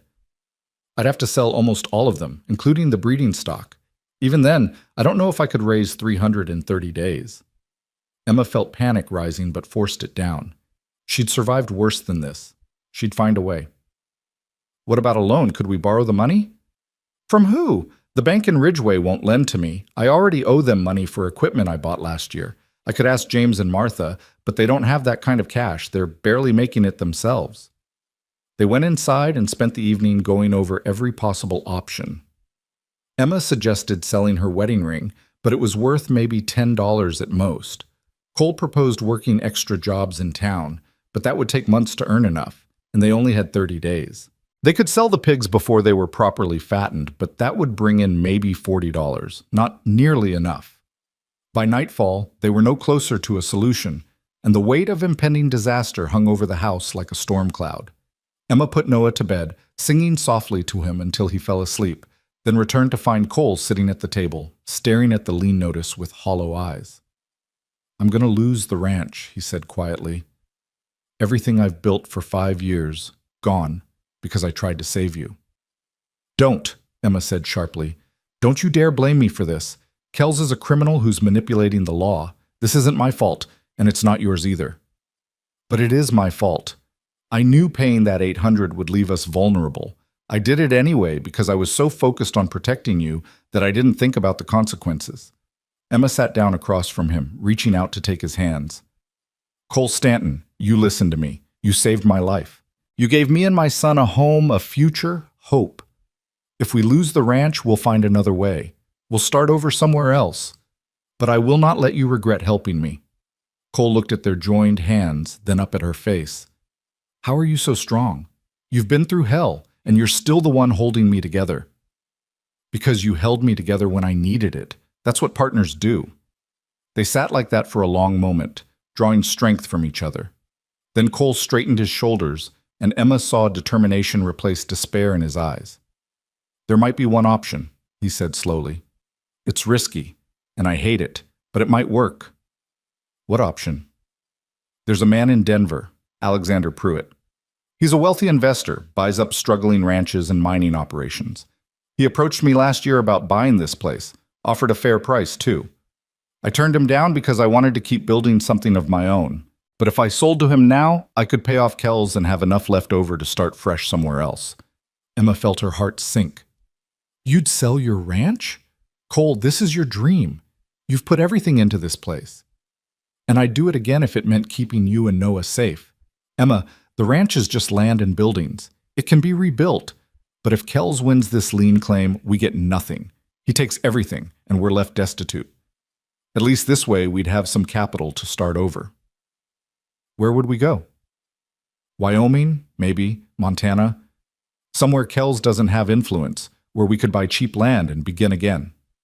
Emma thought about leaving this place, this home where she'd finally found safety. The garden she'd planted with such hope. The bedroom where Noah had learned to pull himself up. The kitchen where she and Cole had planned their future together. But she also thought about being free of Kells forever, about the possibility of truly starting fresh. If that's what you think is best, she said slowly, then we'll do it. We'll sell, we'll leave, and we'll start over, together. Cole squeezed her hands. Together, he echoed. I'll ride to Denver tomorrow, talk to Pruitt, see if his offer still stands.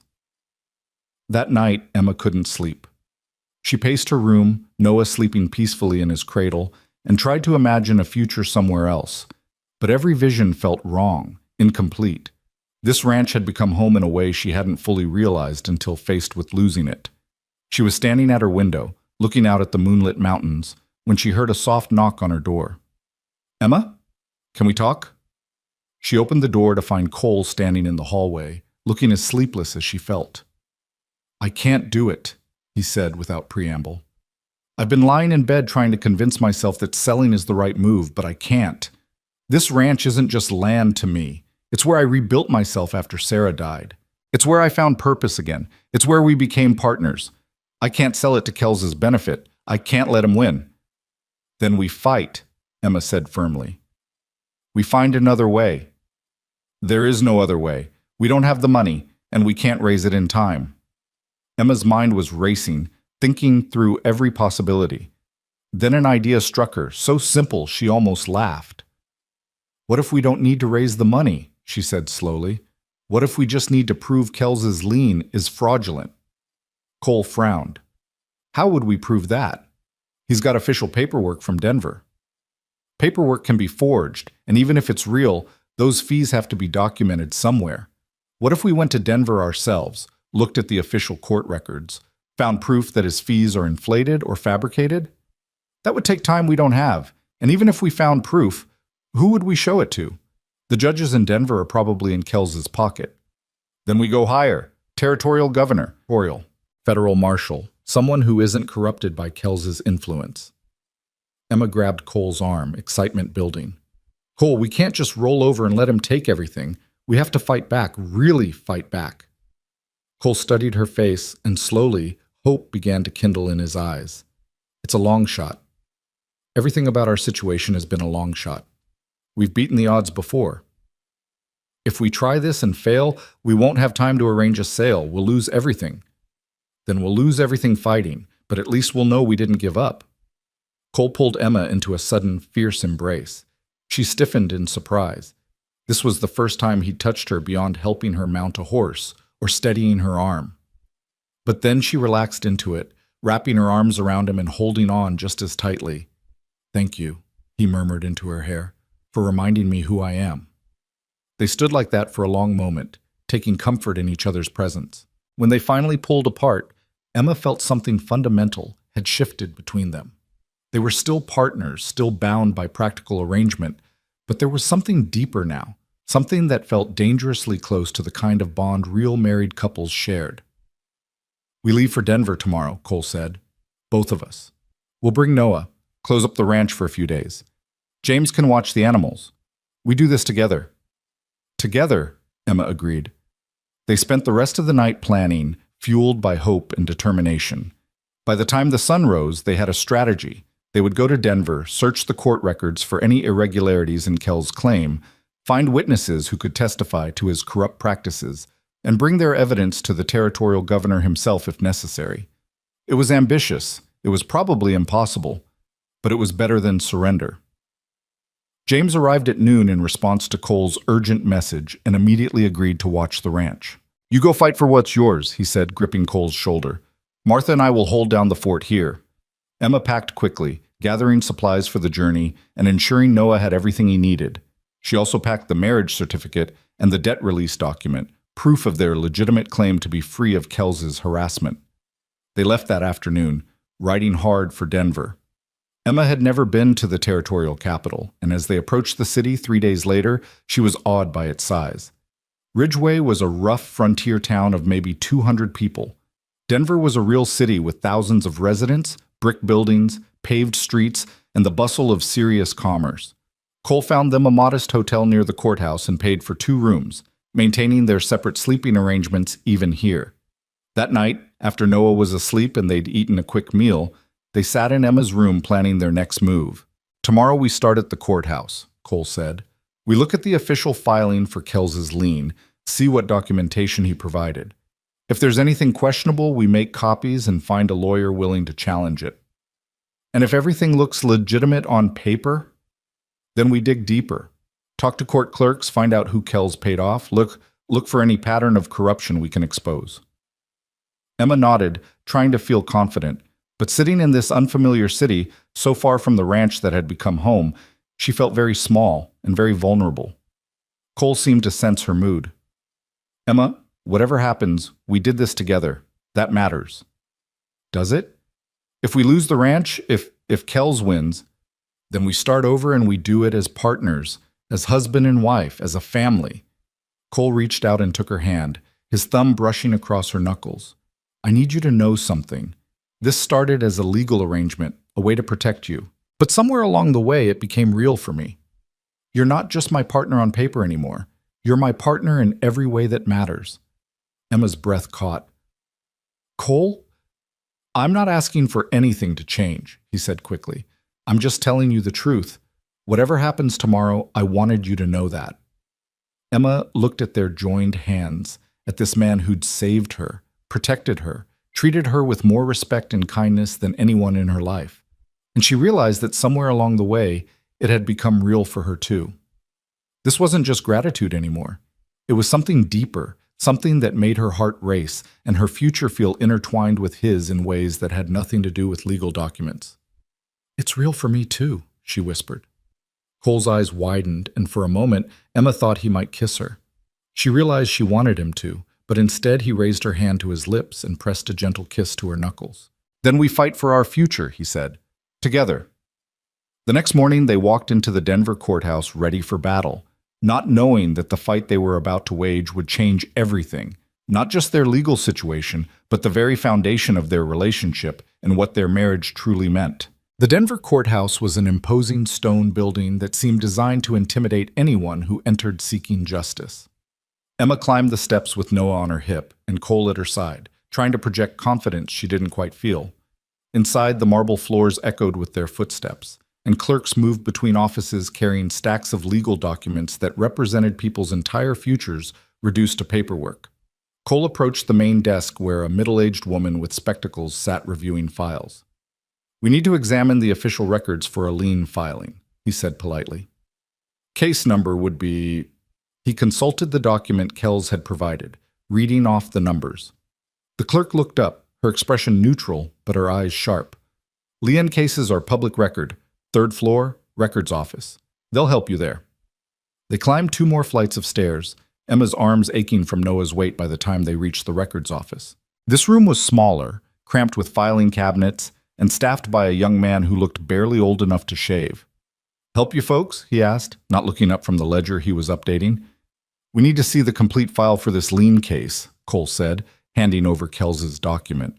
The clerk finally looked up, and Emma saw his eyes widen slightly when he read the case number. That's one of Judge Blackwood's cases. Let me check if it's available for public viewing. He disappeared into the back room, and Cole and Emma exchanged a worried glance. Why wouldn't it be available for public viewing if it was supposedly public record? The clerk returned 15 minutes later with a thin folder. Here you go. You can review it at that table over there. No removing any documents, and I need to witness if you want copies made. Cole took the folder, and they settled at a scarred wooden table in the corner. Emma bounced Noah on her knee while Cole opened the file and began reading. His expression grew darker with each page. What is it? Emma asked quietly. These fees, Cole said, his voice tight. Administrative costs of $250. Legal research fees of $30. Document preparation of $20. Emma, these are standard court costs that are supposed to be paid by the person filing the claim, not added to the debt. So Kells is trying to make us pay his legal fees? Exactly. And look at this. Cole pointed to a signature at the bottom of one form. This is supposed to be Judge Blackwood's signature authorizing the lien, but I've seen Blackwood's signature on other documents. This doesn't match. Emma leaned closer, studying the signature. Even to her untrained eye, it looked shaky, uncertain. Could it be a forgery? Maybe. Or maybe Blackwood signed it without really reading it, rubber stamping whatever Kells put in front of him. Cole sat back, thinking hard. We need to compare this to other documents Blackwood has signed, and we need to find out if these fees are actually legitimate under territorial law. How do we do that? We need a lawyer, a real one, not someone in Kells's pocket. They left the courthouse and spent the rest of the morning visiting law offices. The first 3 attorneys they consulted took one look at the case number, saw Judge Blackwood's name, and politely declined to help. The fourth was more blunt. You're asking me to challenge a sitting judge's ruling, the lawyer said flatly. That's career suicide in this territory. Find someone else. Emma felt despair creeping back in, but Cole's jaw was set with determination. There has to be someone willing to stand up to corruption. There is, said a voice from the doorway. They turned to see an older gentleman in a slightly shabby suit standing there, having apparently overheard their conversation. Though I'd hardly call myself someone, more like the last resort. He extended his hand. Robert Cartwright, attorney at law. I heard you mention Blackwood and Braden Kells. That combination tells me everything I need to know about your situation. Cole shook his hand warily. You know Kells? Know him? I've been trying to build a case against him for 2 years. The man's a criminal who hides behind legal technicalities and bought judges. If you've got evidence of fraud in one of his lien claims, I'm very interested in seeing it. They followed Cartwright to his office, which was small and cluttered with law books and case files. He listened intently as Cole explained their situation, occasionally making notes, his expression growing more animated as the story progressed. This is exactly the pattern I've been tracking, Cartwright said when Cole finished. Kells finds desperate people, usually widows or struggling businesses, and uses fabricated debts to either extort money or seize property. He's done it at least a dozen times in the past 3 years, always with Blackwood's approval. The problem is getting anyone to challenge it officially. Why hasn't anyone challenged it before? Emma asked. Because most of his victims don't have the resources to fight back. They either pay whatever he demands or lose everything and leave the territory. You're the first people I've met who are both willing and able to stand up to him. Able might be an overstatement, Cole said dryly. We've got maybe 20 days left before the lien becomes enforceable, and no money to pay, even if the fees are legitimate. Cartwright leaned forward, eyes gleaming. Here's what we do. We file a motion to dismiss the lien based on fraudulent fee assessment. We request a full audit of Blackwood's cases involving Kells to establish a pattern of corruption. And we take this directly to the territorial governor with a formal complaint about judicial misconduct. Will that work? Emma asked. Honestly, I don't know. But it'll buy us time, and it'll put Kells and Blackwood on notice that you're not going quietly. At minimum, it'll make them think twice about pushing forward. What's your fee for this? Cole asked. We don't have much cash available. Cartwright waved a hand dismissively. If we win, you pay me a percentage of whatever we save. If we lose, you owe me nothing but the satisfaction of finally getting a real fight against these bastards. Fair enough? Cole extended his hand. More than fair. When do we start? Right now. I'll draft the motion to dismiss tonight. Tomorrow we file it and request an emergency hearing. You two need to gather every piece of documentation you have. Your marriage certificate, the original debt release, any correspondence with Kells, everything. We build an airtight case showing this is harassment and fraud, not legitimate debt collection. They spent the next 3 days in a whirlwind of legal preparation. Cartwright worked tirelessly, drafting motions and affidavits. Emma and Cole provided every detail they could remember, every document they possessed. Cartwright even tracked down 2 other families who'd been victimized by Kells and convinced them to provide sworn statements about similar fraudulent fee assessments. On the fourth day, they stood before a different judge, Judge Sarah Harrison, who Cartwright assured them was honest and not in anyone's pocket. The courtroom was small, and Kells was there with his own attorney, looking supremely confident. That confidence began to crack as Cartwright presented his case. "Your Honor, the evidence shows a clear pattern of fraud," Cartwright argued, laying out document after document. "Mr. Kells has used fabricated administrative fees to extort money from vulnerable people across this territory. In Mrs. Stanton's case, he's attempting to charge her $300 for costs that are normally borne by the plaintiff in a lien action. Furthermore, we have evidence suggesting Judge Blackwood's signature on the lien authorization may have been obtained under false pretenses or without proper review." Kells's attorney objected strenuously, but Judge Harrison silenced him with a raised hand. She studied the documents carefully, her expression growing sterner with each page. "Mr. Kells," she said finally, "can you provide itemized receipts for these administrative costs you're claiming?" Kells shifted uncomfortably. "The costs are estimated based on standard legal practices. That's not what I asked. Do you have actual receipts proving you incurred these expenses?" "Well, no, but then on what basis are you claiming Mrs. Stanton owes them?" "It's standard practice in debt collection to recover legal costs. It's standard practice to prove those costs were actually incurred," Judge Harrison said sharply. "Mr. Cartwright, I'm inclined to agree with your assessment. This lien appears to be based on fabricated fees with no supporting documentation." Emma felt Cole's hand find hers under the table, squeezing tightly.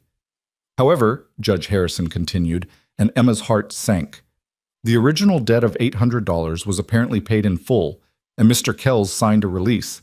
Mr. Kells, why are we even here if the primary debt was satisfied?" Kells's attorney jumped in. "Your Honor, the release only covered the primary debt. The administrative fees were a separate matter, clearly outlined in the original agreement. Show me this original agreement." There was a long, telling pause. Kells's attorney shuffled through his papers, looking increasingly nervous. "We don't have the original with us today, but it's on file. Where? In whose office? Under what case number?" Judge Harrison's patience was clearly wearing thin. More silence. "I thought so," the judge said. "Mr. Kells, this court does not appreciate attempts to use the legal system for harassment and extortion. The lien against the Stanton property is hereby dismissed with prejudice, meaning it cannot be refiled. Furthermore, I'm referring this matter to the Territorial Attorney General's office for investigation into possible fraud and judicial corruption." She banged her gavel. "This hearing is concluded. Mr. and Mrs. Stanton, you're free to go. Mr. Kells, I suggest you consult with your attorney about your legal exposure going forward." Emma couldn't breathe. They'd won.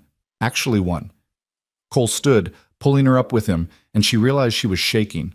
Cartwright was grinning broadly, gathering his papers. Across the room, Kells looked like he'd been punched, his face white with fury and fear. As they filed out of the courtroom, Kells intercepted them in the hallway. "This isn't over," he hissed. "I'll appeal. I'll find another way." "No, you won't," Cartwright said pleasantly. "Because if you come near my clients again, I'll file harassment charges. And now that Judge Harrison has referred your activities to the Attorney General, you're going to be too busy defending yourself to bother anyone else." Kells looked between them, clearly wanting to make more threats, but aware that too many witnesses were present. Finally, he spun on his heel and stalked away, his attorney hurrying after him. Emma waited until they were outside the courthouse, breathing in the fresh air of a Denver afternoon, before she let herself believe it. "We won," she said wonderingly. "We actually won." "You won," Cartwright corrected. "You two fought back when most people would have given up. That took courage." He handed Cole a card. "If Kells tries anything else, and I mean anything, you contact me immediately. In the meantime, I'll follow up with the Attorney General's office. Make sure they take this seriously." They thanked him profusely, and Cole insisted on paying him something despite Cartwright's protests. Finally, they compromised on a modest fee that wouldn't strain their finances and parted ways with promises to stay in touch. That night, back at the hotel, Emma felt giddy with relief. She put Noah to bed, then joined Cole in the small sitting area between their rooms. He'd ordered dinner sent up, along with a bottle of wine to celebrate. "To victory," he said, raising his glass. To partnership, Emma countered, clinking her glass against his. We did this together. They ate and talked, rehashing the hearing, marveling at Judge Harrison's swift justice, laughing about the look on Kells's face when his fraud was exposed. The wine made Emma feel warm and loose, more relaxed than she'd been in months. Cole, she said eventually, setting down her glass, earlier you said something became real for you, that I wasn't just your partner on paper anymore. Cole's expression grew serious. I meant that. I need you to know it's real for me too. This marriage started as a legal protection, but somewhere along the way, she paused, trying to find the right words. Somewhere along the way, I stopped thinking of you as the man who saved me and started thinking of you as the man I want to build a life with. Cole set down his own glass and moved closer to her on the small sofa. Emma, I don't want to rush you or pressure you. I know you've been through hell, and I know trust doesn't come easy after what you've experienced. I trust you, Emma said firmly. I've trusted you since the night you built a cradle for my son. I've trusted you since you gave me a locked door and never tried to open it. I trust you, Cole Stanton, more than I've ever trusted anyone. Then what do you want? Cole asked softly. From this marriage, from me, from our future. Emma took a deep breath. I want it to be real, not just on paper, but in every way. I want to be your wife, your true partner. I want Noah to grow up knowing you as his father. I want to build that ranch together, plant that garden, raise those cattle. I want a life with you, Cole. A real life. Cole's hand came up to cup her face, his thumb brushing across her cheekbone. I want that too. More than I knew how to say. When he kissed her, it was gentle at first, asking permission, offering her the chance to pull away. But Emma leaned into it, her hands coming up to grip his shoulders, kissing him back with all the emotion she'd been holding inside for months. This was different from Thomas's kisses. There was no desperation here, no sense of grasping at something before it disappeared. This was solid, real, built on months of shared work and growing affection and the bone-deep knowledge that they'd chosen each other freely. When they finally pulled apart, both breathing hard, Cole rested his forehead against hers. I want to do this right, he said. Court you properly. Give you time to be sure. I am sure, Emma interrupted. I've been sure for weeks. I just didn't let myself admit it. Cole, I don't need courting. I need you. Emma, his voice was rough with emotion and desire. I'm your wife, she said firmly, in the eyes of God and the law and everyone who matters. I want to be your wife in truth too, unless you don't want. Cole kissed her again, deeper this time, pulling her close. I want, he murmured against her lips. I've wanted since the day you nursed me through that shoulder injury, and I realized I couldn't imagine my life without you in it. They stayed up late that night, talking and kissing, planning a future that was finally, truly theirs. They would go home to the ranch, free of Kells's threats. They would build the life they'd been planning, but now as true partners in every sense. They would be a family, not one forced by circumstance, but one chosen with open eyes and full hearts. The next morning, they began the journey back to the ranch. Emma rode beside Cole instead of behind him, Noah secured in a sling against her chest, and the whole world felt different, brighter, full of possibility. When they finally crested the last hill and saw the ranch spread out below them, Emma felt tears spring to her eyes. Home, their home, safe and secure and waiting for them. James and Martha came running out to meet them, having clearly been watching for their return. Emma and Cole took turns explaining what had happened in Denver, and Martha cried happy tears while James clapped Cole on the back and declared he'd never doubted they'd win. Also, Martha said with a knowing smile, looking between Emma and Cole, something else happened in Denver, didn't it? You two look different. Emma felt herself blush, but didn't deny it. We decided to make our marriage real, in every way. Martha's smile widened. About time. I told James months ago that you two were perfect for each other. Just took you a while to figure it out yourselves. That night, after Martha and James had left and Noah was asleep in his cradle by the fire, Emma stood in the doorway of Cole's room, the room that would now be their room. Are you sure? Cole asked, though the hope in his eyes was unmistakable. I've never been more sure of anything, Emma said, and stepped inside. Their first night as true husband and wife was everything Emma had hoped for, tender and passionate, built on months of trust and growing love. This was what marriage should be, she thought as she fell asleep in Cole's arms. Partnership and passion, respect and romance, all woven together into something stronger than either element alone. Summer ripened into autumn, and the ranch thrived. Emma's garden produced abundantly, more than enough for winter stores with surplus to sell in town. The herd they'd been able to purchase with their careful savings was small but healthy, showing promise for future growth. Noah took his first steps on ranch soil one sunny September afternoon, toddling between Emma and Cole with delighted squeals. Emma discovered she was pregnant in early October. She'd suspected for a few weeks but wanted to be certain before telling Cole. When she finally shared the news over dinner one evening, his face lit up with such pure joy that it took her breath away. "A baby," he said wonderingly, coming around the table to pull her into his arms. "Our baby." "Are you happy?" Emma asked, though she could see the answer in his eyes. Happy doesn't begin to cover it. "Emma, you've given me everything, a real home, a family, a reason to build something that matters. This baby is just more proof that we're building a real life together." "This time will be different," Emma said softly. "I won't be alone and scared. I'll have you." "You'll have me," Cole agreed, "every step of the way. I promise."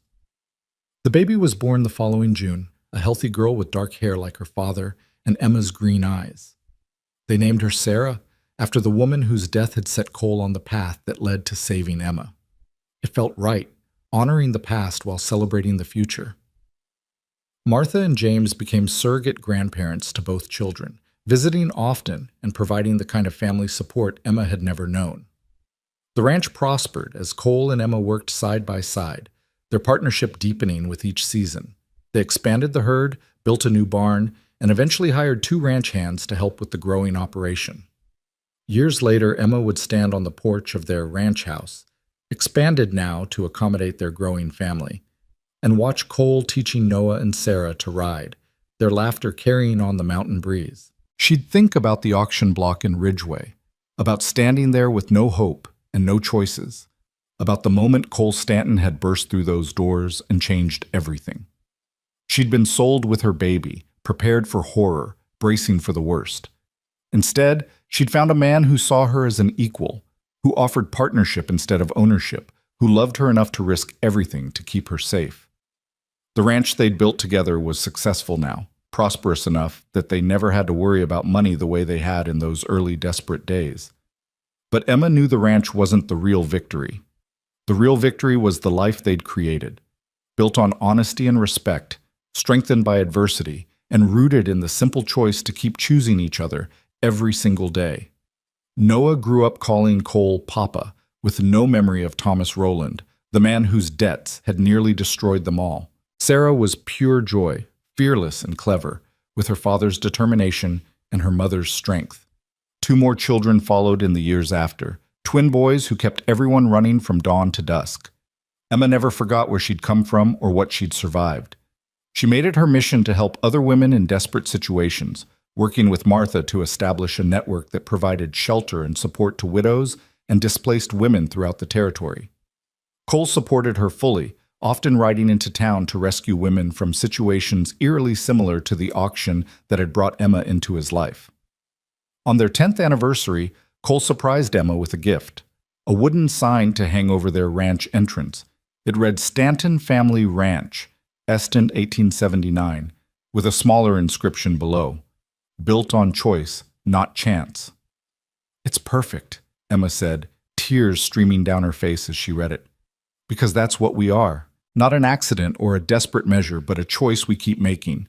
Cole pulled her close, and they stood together watching the sunset paint the mountains in shades of gold and rose, the same colors that had blessed the sky on their wedding night all those years ago. Their story had started with an auction block and a fortune paid to save a stranger. It had grown through partnership and trust, survived fraud and legal battles, and blossomed into a love neither had expected but both had fought to keep. Emma had been sold with her baby, bracing for horror. Instead, she'd found a man who said, "I'll be father and husband both," and meant it with every fiber of his being. She'd found a partner who saw her strength when she felt weakest, who gave her choices when the world offered her none, who loved her not in spite of her past, but because of everything she'd survived to become. The ranch stretched out before them in the fading light, the home they'd built, the life they'd chosen, the family they'd created. It was real and solid, and theirs, built on the foundation of two broken people who'd found wholeness in each other. And in the end, that was the greatest victory of all. Not the legal battles won or the ranch that prospered, but the simple, profound truth that they'd chosen each other freely, loved each other completely, and built a life that was exactly what both of them needed. Emma Stanton stood on her porch holding her husband's hand, surrounded by the laughter of children and the promise of tomorrow, and knew with absolute certainty that she was finally, truly home.